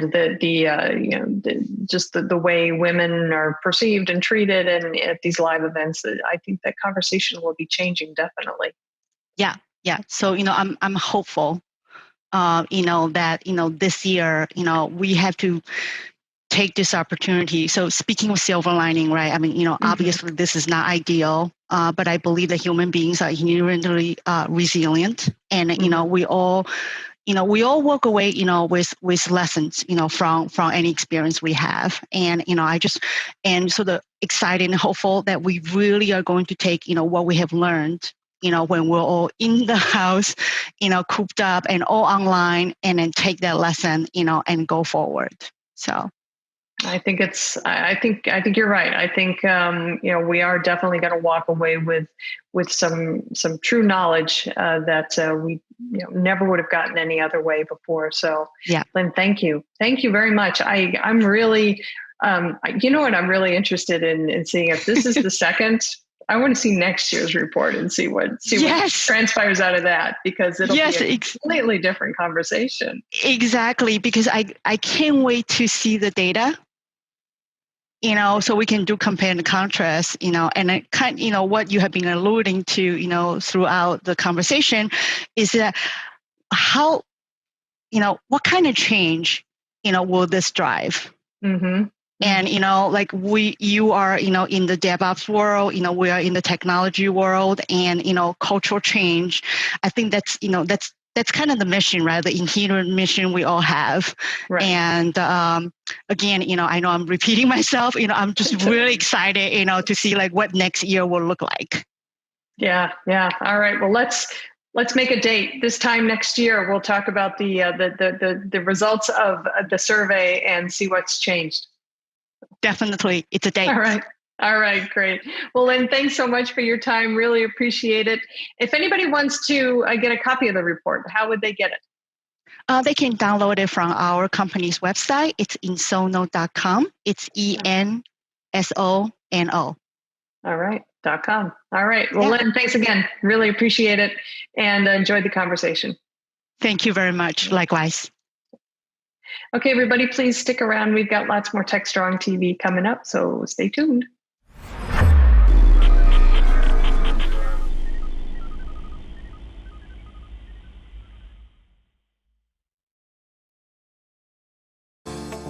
Disruption is occurring across every aspect of IT. Open source, cloud services, DevOps, and cloud-native software architectures are democratizing IT and radically transforming how business is done. The old ways of creating software and doing IT are being replaced with agile, flexible, faster, and cheaper methods, benefiting vendors and users alike. Accelerated Strategies Group is out to democratize access of industry expertise and knowledge. We use our expertise and experience to offer insightful, intelligent, useful information in a variety of formats relevant to the IT community: digital events, videos, reports, assessments, workshops, and implementation projects with tech vendors, IT organizations, and business leaders. meetings. We widely and openly share our work products, often for free. Analyst reports these days aren't worth more than a graph or chart that tells a story or illustrates a market trend. We work with developers, DevOps teams, cloud architects, security engineers, and transformation leaders most every day, creating and implementing transformational strategies and technologies. We're not just thinkers, we're also doers. Hey everybody, welcome back to TechStrong TV. Happy Tuesday. Hope everybody is doing well after that long Labor Day weekend. I'm Charlene O'Hanlon, Managing Editor at Media Ops. I'm here now with the Tuesday edition of the Webinars Preview. We have so many great webinars coming up on DevOps.com and Security Boulevard, and thought I'd let you know about a couple of them that are coming up. So without further ado, let's dive right on in. The first webinar I want to let you guys know about is happening September 9th at 1 p.m. Eastern on DevOps.com. It's called Discover How Volvo Cars Uses a Time Series Database to Become Data-Driven.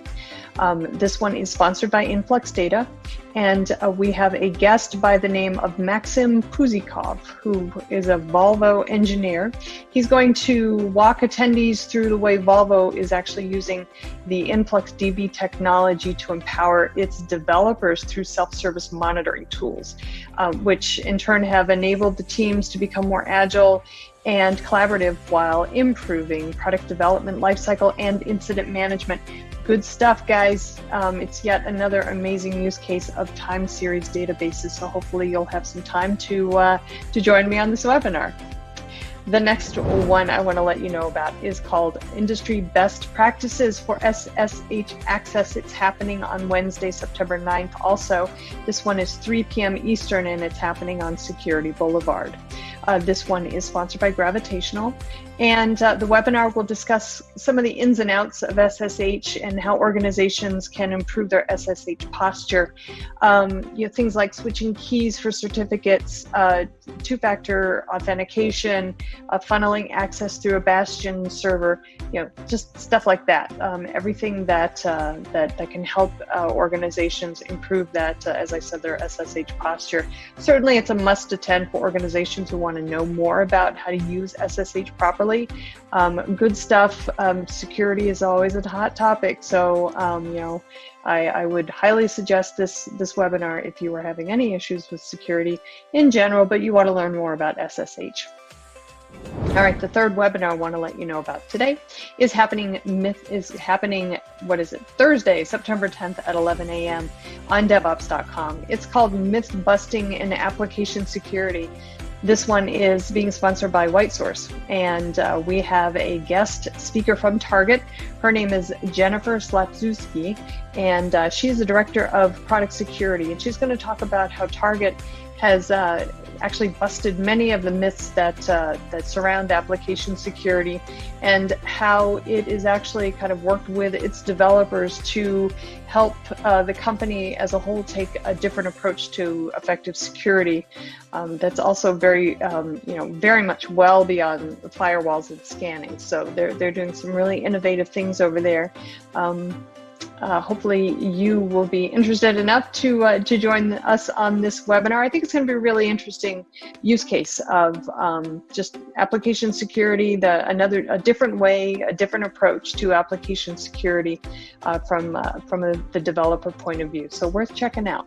Again, that one is happening Thursday, September 10th at 11 a.m. on DevOps.com.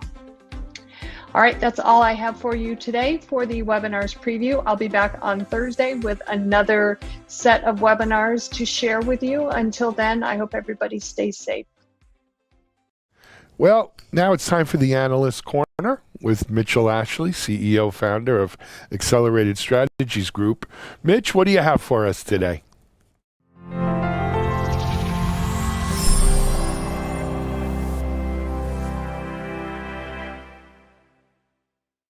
Mitch Ashley, CEO with Accelerated Strategies Group.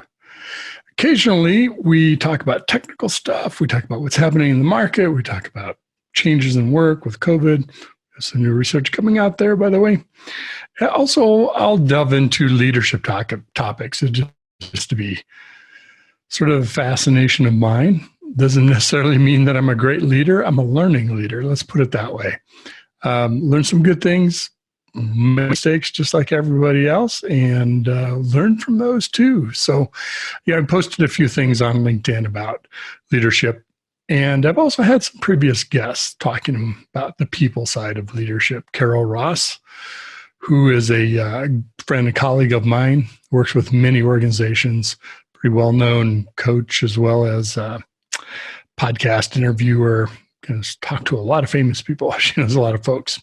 I'm adding to that today. So in our next segment that we have, that's our video segment, I asked Deb Severson to join me. Now, Deb is also a friend and colleague, someone that I've known not quite as long as Carol, but who's also in this space of working with organizations. And I asked her to be on because I wanted to focus on what are the questions, what are the issues, the needs that leaders are searching for, looking for help in right now during this time of working remotely.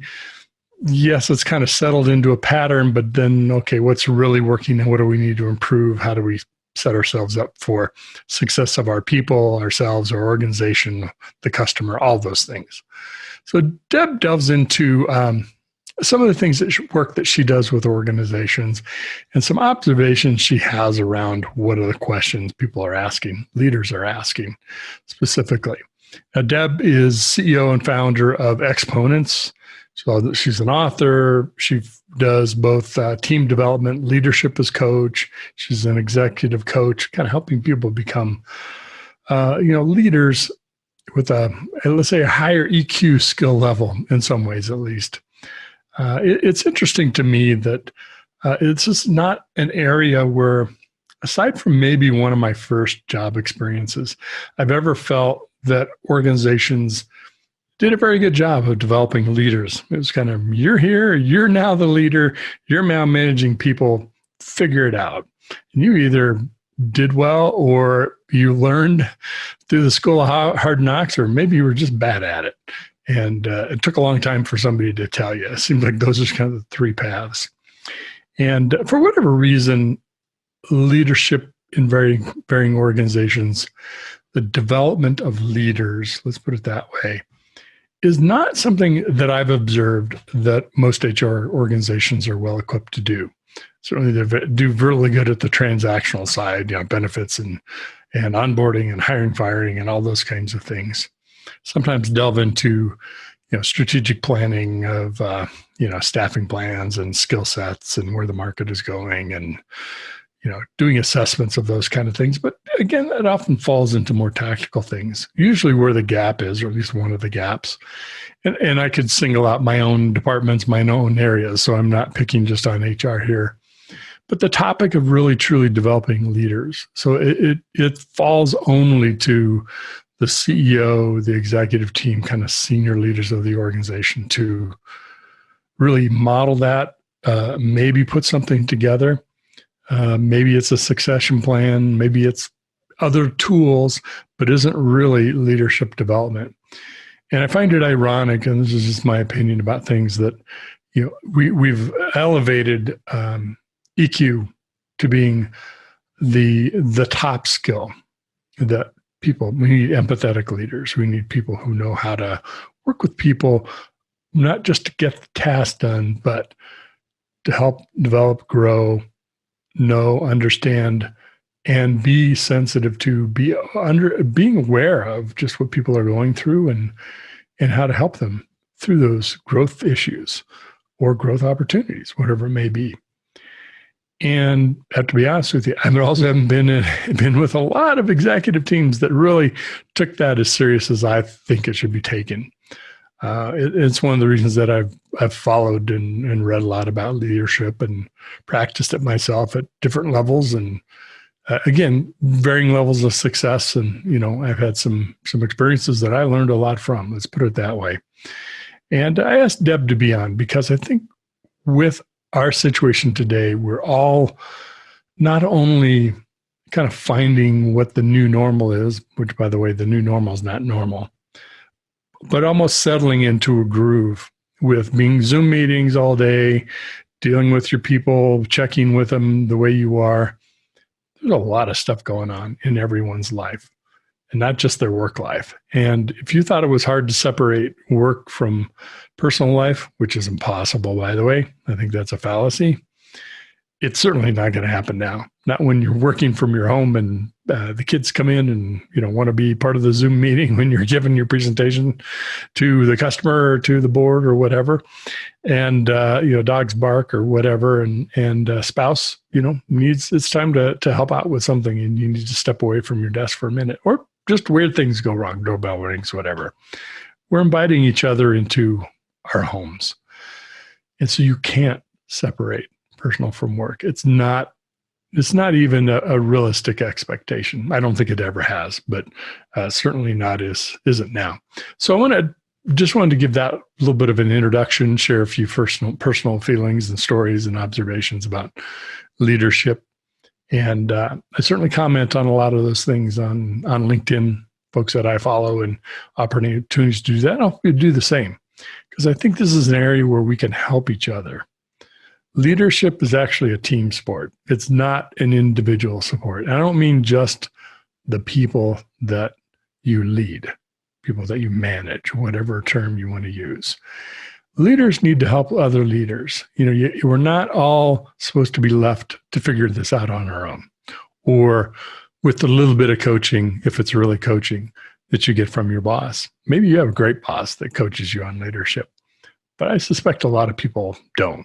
Kind of left to getting stuff done on time, on budget, meeting goals, meeting KPIs, meeting whatever it is, not necessarily focusing on the development of you as a leader. I don't care whether you're at the top echelons of the organization or you're a budding young manager in your first management position.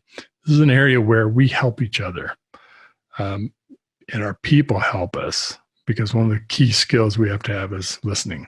So speaking of listening, enjoy this next segment with Deb Severson, and she's CEO and founder of Exponents. DevOps.com is the #1 online destination for DevOps education and community building. DevOps.com covers all aspects of DevOps, including DevOps best practices and tools, DevOps culture, DevSecOps, business impact, continuous testing, continuous delivery, and more. DevOps.com has the largest collection of original DevOps content, featuring breaking news, blog posts, podcasts, and more. Visit www.devops.com to learn more. DevOps.com, where the world meets DevOps.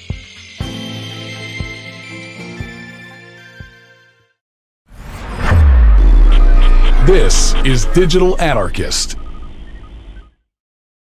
I'm joined by Deb Severson. Deb is president and founder of Exponent.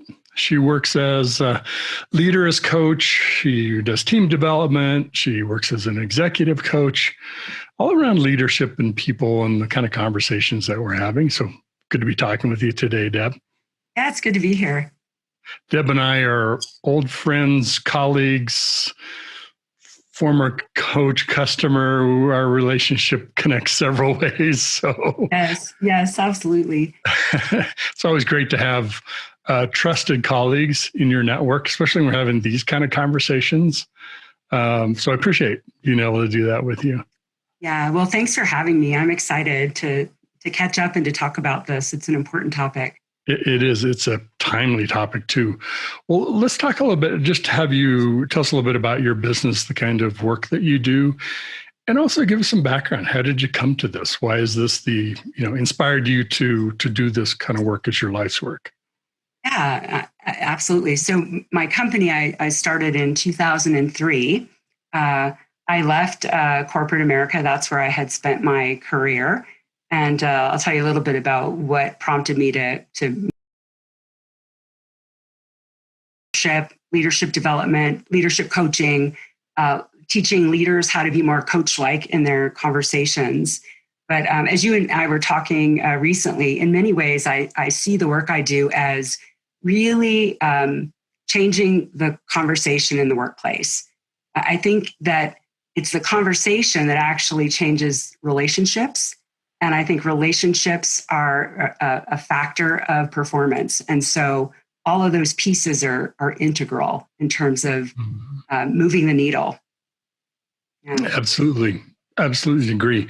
So tell us a little bit more about sort of your corporate role and why you ventured out to go solo and build a company. It's so interesting. It's interesting because I never, this is one of those serendipitous career changes for me.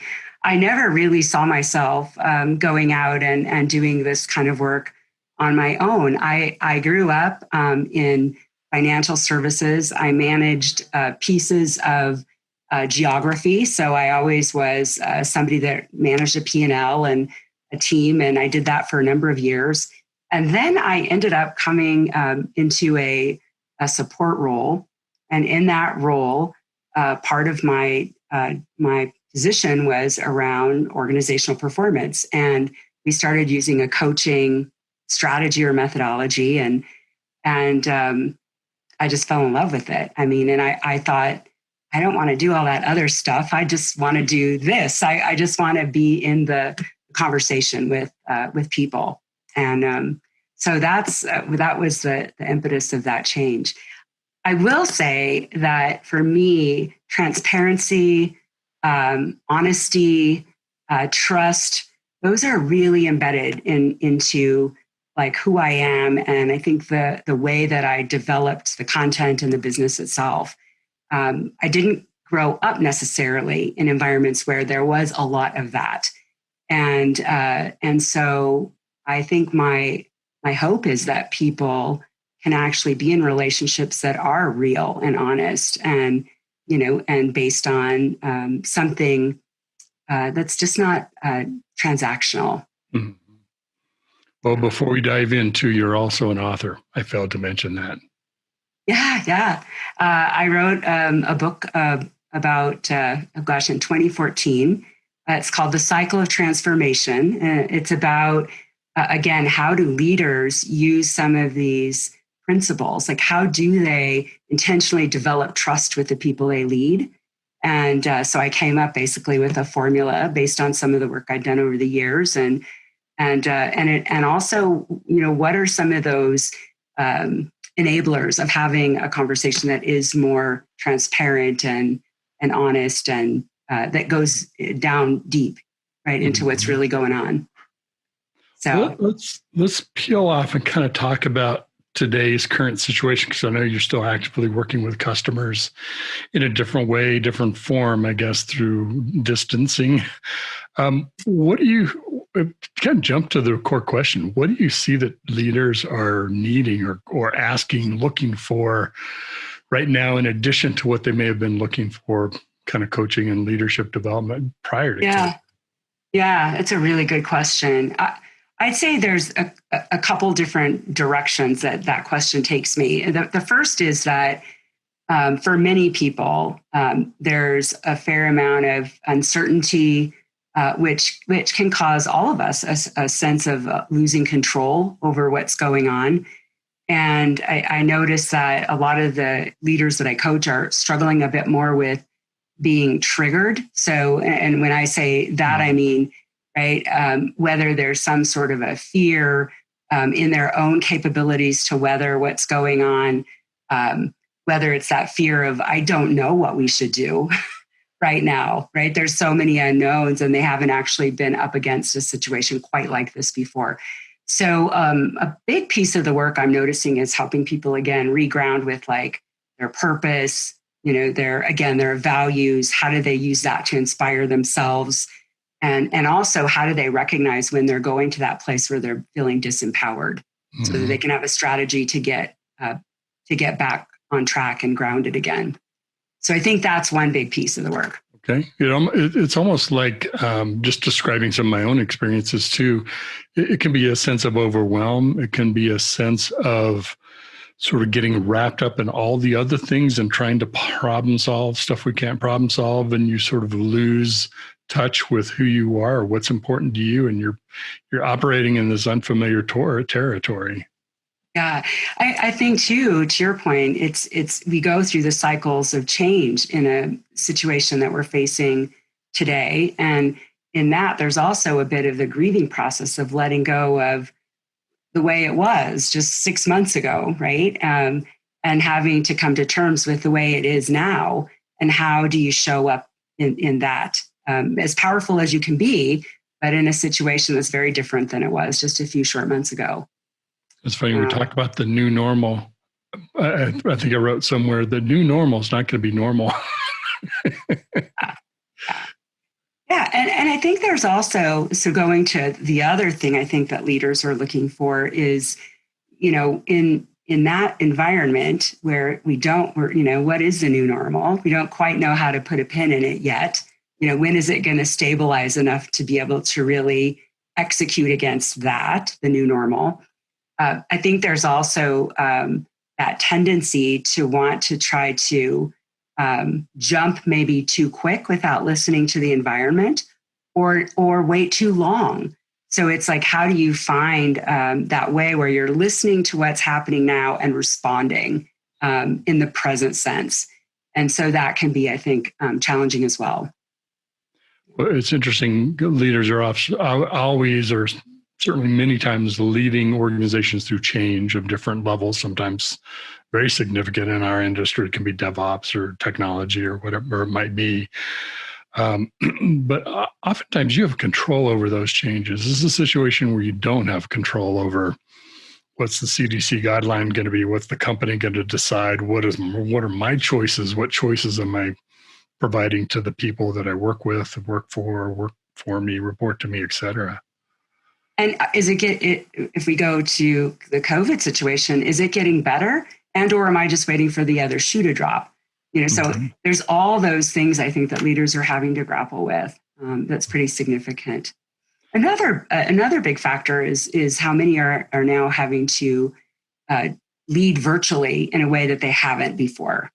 And I think many senior leaders. I know I worked with a company last year where the majority of leaders were managing people that were across geography. So I think not everyone's too, they're not unfamiliar with that, but it's been exponentially ratcheted up, right, over the last few months. So I get a lot of questions about that. Like, how do we stay connected? How do we just have the sort of connection, small talk that we would have if we were in an office space together?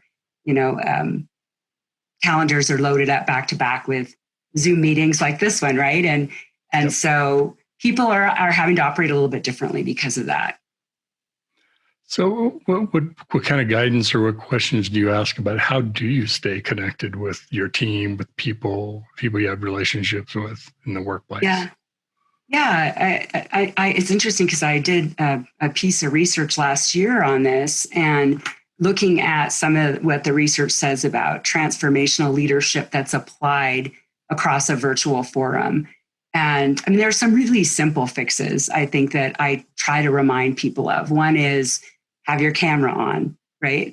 It's surprising how many times that you go onto a Zoom call and there's people that don't have their camera on. And I get it. I mean, some people it's, 11 o'clock at night if they're across the world, right? And they're in their jammies or whatever they're doing. And so there's some good reasons for it. But we know from research that connection is absolutely amplified when people can see faces, even if we're not in this same, real space. So I think it's an important reminder. So we need to see each other. So that's one. Are there other thoughts, recommendations you have about that? Yeah, I mean, some of it has to do with like if you are over time, not necessarily in this environment, the COVID environment, but if you're going to manage teams remotely, ongoing, remember that you do need a ramping up time. You do need some time to have some casual conversations. When I think about coaching, I think one of the premises of coaching is that we get to know each other in terms of like what is important to you. Not goals that are results driven. I mean, we all know that's a piece of the mix, right? But really, like, what are the values that motivate who you are, and the things that are going to be important to you, and the things that are going to maybe derail you if they become compromised in some way. So you have to have that ramp up time to get to know each other as people, and so that's an important piece of the research as well. Speaking of knowing people, it seems like this change of mode of working this way with tools like Zoom, et cetera, I noticed there's not as much listening happening. There's a lot more directing and communicating. And there's a lot of stuff going on in people's lives. Some of it's work, a lot of it's personal. Now it's blended together. It's not separated in the same way it was 6 months ago. Are you experiencing anything like that? Yeah, definitely. In some ways, I feel like it's a good thing. Like it's not uncommon now to be on a conference call with a group of people and have, a child come and crawl up in the lap of a parent, right? Or the dogs, or, I think we're allowing ourselves to see each other a bit more. And I think that can be really, really helpful. I do think you're right. I think that, again, people are getting a bit more task focused, and it is because everything is so structured. And so how do you actually have a conversation that isn't so structured, that there's not a very specific intent, and where I can just check in with you and see, how things are going, or where you're feeling good, or where you're struggling? Where are those conversations happening? Mm-hmm. And I think they need to happen a bit more frequently than maybe they were before because of the present environment. So I think the cadence needs to go up. More check-ins more frequently. And I think, Gene, just share an opinion, I think things change much more quickly. I mean, situations like, okay, now my kids aren't going to go to school and I've got to get things ready at home for them, or whatever it might be, a situation at work. Those changes seem to happen pretty rapidly, and day to day, it's almost different. Yeah. I think you're right. And I think that the nature of work is going to change because of this. There's no question in my mind. I think there's many people that are wondering when we're going to go back to the way that it was. And I'm not sure I think that we ever are, so, right. So there's this need for us to start to really grapple with, how do we manage virtual relationships more effectively? I'll say, as a coach, most often my relationships are virtual. Mm-hmm. There's some times where you'll meet with people in person, but from a pure coaching perspective, often it's virtual. So, well, let's step back from the COVID situation, because I want to spend some time talking about some things I know are super important to you. And that's, we use words about like this, but I think they have a whole nother level of meaning to you and the work that you do. Things like transparency for leaders and vulnerability that comes with that, and the truth. Really living the truth, not putting on the ego facade that leaders put on. Honestly, and partly you and I know each other pretty well. To me, ego is really the biggest responsibility I think that a leader has, right? Is in many ways to manage their own ego state. Relationships that are healthy happen when people can be vulnerable with each other, when we're able to put our ego aside, right, for the sake of something that's greater, than that, the goal that we have, or the charge that we're trying to, achieve together. So there's something about understanding ego and egos that are unhealthy, and when our ego goes to what I would call a fixed mindset, which is a very disempowered state. So a lot of the work that I do with leaders is around ego.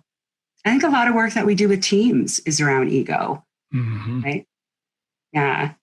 And then, of course, I think in this day and age, another unrelated to COVID, but maybe to the current state that we're in right now, a lot of it is our own bias and not recognizing that our lens is just the lens of our life experiences. And there's many, many, many, facets of worldview. So I think being able to open people up to look at things more holistically, bigger picture, the role ego plays, the role our biases and our life experiences play is huge in this day and age.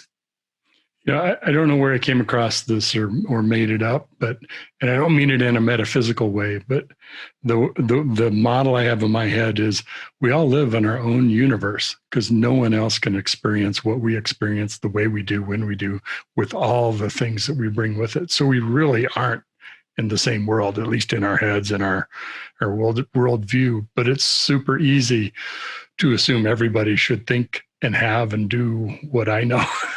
Absolutely. I don't know if do you remember this is, I learned, it reminds me of something a long, long time ago. I was taking a class and we were talking about maps and how if you look at, if you were to learn in Japan about the world, where Japan is positioned is in the center. And the same is true. Like we look at a map of the United States, if we live in the US and the US is what we see first, it's right there in the center. Well, it's the same with all of us. We put ourselves in the center of the map and we look at the world from that center, right? But everybody's got a different point, a different center point. So yeah, it's big. It's a really important concept. Talk about some of the things so we're living in the world of remote work and COVID and economic distress and all kinds of challenges, right? And opportunities come with that too. What do you think are the things that we have now, the space or time or opportunity to work on that might have been more challenging to take on or fit in before all of this, all the change in the last 9 months? I think even though there are, especially I don't want to emphasize the impact it's having on working families because, they've all of a sudden got the home and school and childcare and everything is kind of colliding together. And in those instances, I know many of parents don't feel like they have time. The life balance is challenging. But in other circumstances, I hear people say they have had a lot more time to be reflective. Whether it was the time that they no longer have to spend driving into the office, that they're now using to plan their day. I've had several people say that they found that that's been very beneficial for them. So I think some new habits will be formed for people as a result of having to shake things up a bit. They're trying new things. And I know for me personally, it has been a good time for self-reflection, starting to notice some of your patterns during times of crisis and chaos, right? I mean, if you have a different bubble that you're living in that sometimes affords you the chance to see yourself a bit differently. I think there's a bit of that going on as well. So it does seem that there is an opportunity for self-development, if we can label it that, right? At whatever level, working out or whatever. And also, of course, dealing with the challenges that life has with kids and balancing all that.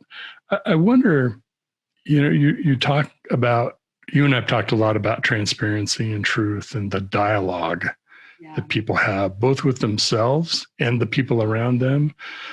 Talk about that and how that really sets up and influences that lens we see and operate in.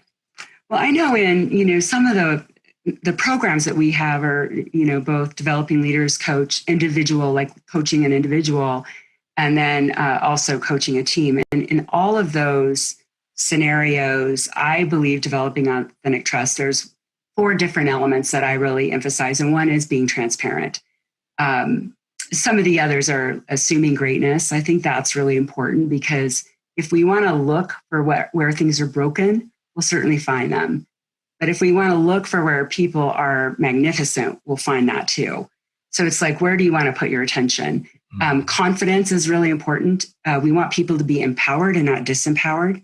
That's why recognizing, I think, triggers and states where people are feeling resistant are really critical. And then lastly, accountability, how we hold ourselves and others accountable.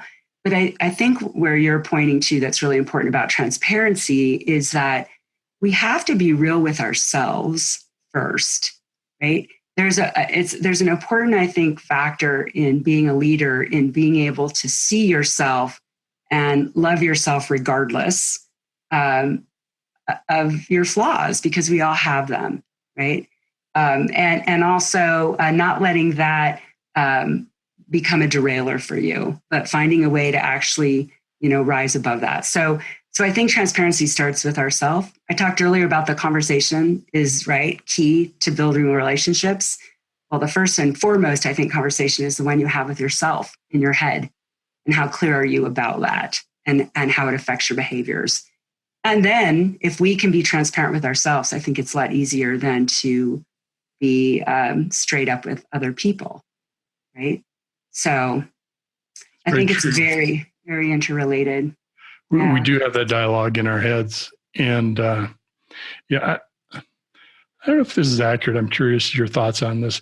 It almost seems like those internal conversations, sometimes the stress or anxiety or whatever, the emotional pieces of part of us, when we hold all of those things in, it's almost like a balloon, that, partial blown up balloon that you're trying to hold in.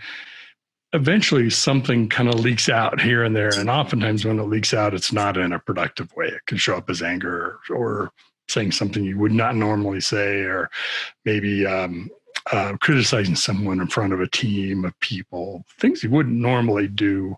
But it seems like it's a lot easier for those things to happen when we have so much else going on in the way of productive conversation with ourselves.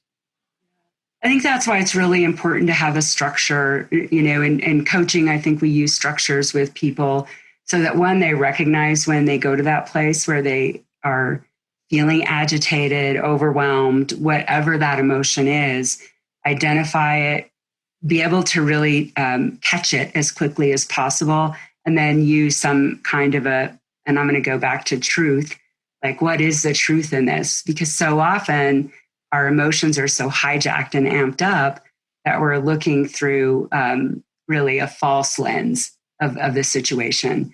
So those are some of the things I think we teach leaders, is how to maneuver in times when you are going to be hijacked. And we all are. I mean, we're never going to stop that. That's just part of being human, right? Mm-hmm. But we can choose how we're going to respond to it. Exactly. That's our choice, right? Whether it's ourselves or the world around us. I'm going to ask you to make some predictions, which of course, what I like about predictions is most of them are wrong, so it doesn't matter. Yeah. You can good. be as bold as you want. It doesn't have to be right. Oh, I You're can right. be bold. Okay, good. You're right. There aren't really predictions most of the time. You kind of cast forward towards the end of the year. People are going through budgeting for businesses and planning and dealing with teams and all kinds of things in the personal life. What do you think the next challenge that leaders are faced with that's sort of just maybe over that horizon or just not quite there in front of us, but we can start thinking about and preparing for?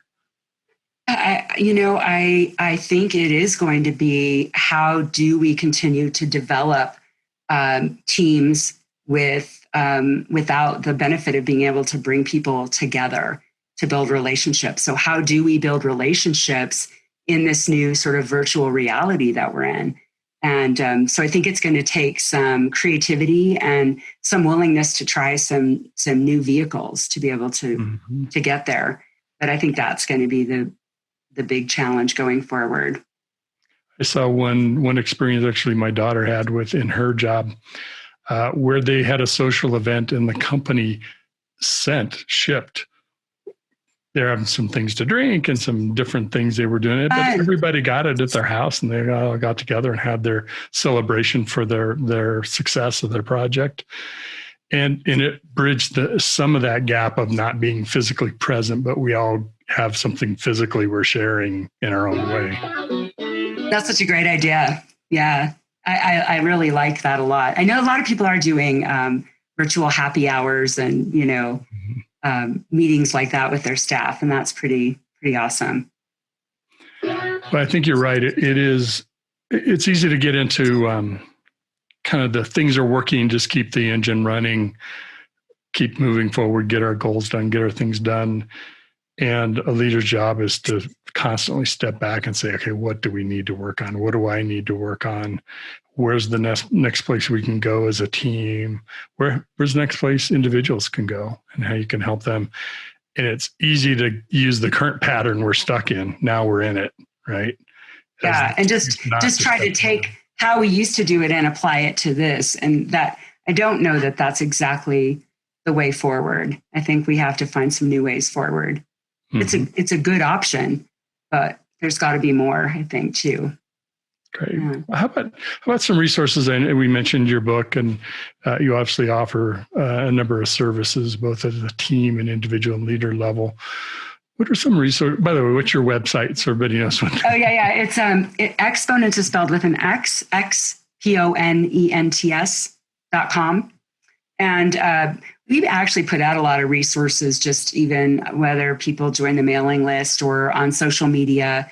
For example, I mean, we try to push out things that are just free resources to keep, people thinking and learning and growing. And so there's some of that available. I have the book, as I mentioned, Cycle of Transformation. I think that is helpful as well. And there's also a place on my website for other resources. So like I try to list other books, authors, TED Talks, things that are, I think, helpful based on this kind of work around team, leader, coaching. So those are the topics that we really focus on. Excellent. Well, I hope you come back and share with us more, because you're in the thick of it with everyone else, working with leaders and in your role and your capacity. And, it's not routine right now. A lot of things are changing. Lessons are being learned. So I hope you come back and share more of that with us. Yeah, I'd love to.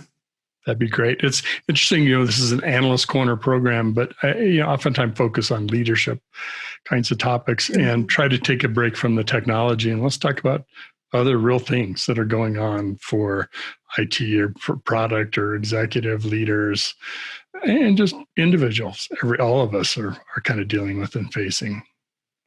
I mean, I think leadership, it's not, any industry, right?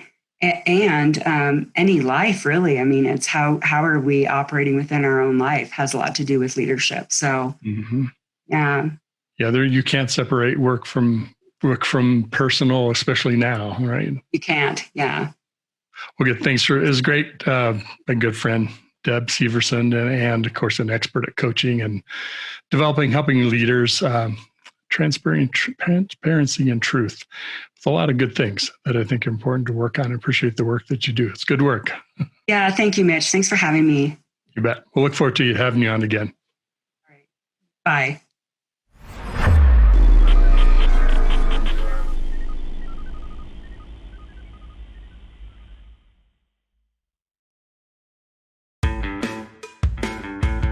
Join topic experts and peers for a Splunk virtual event. Observability to enable your digital initiatives. Are your apps and services distributed in the cloud, getting refactored as microservices, or becoming more complex? If they are, you must factor in observability. Observability is all your data to help you find unexpected failure conditions, explain why they happen, and resolve them fast.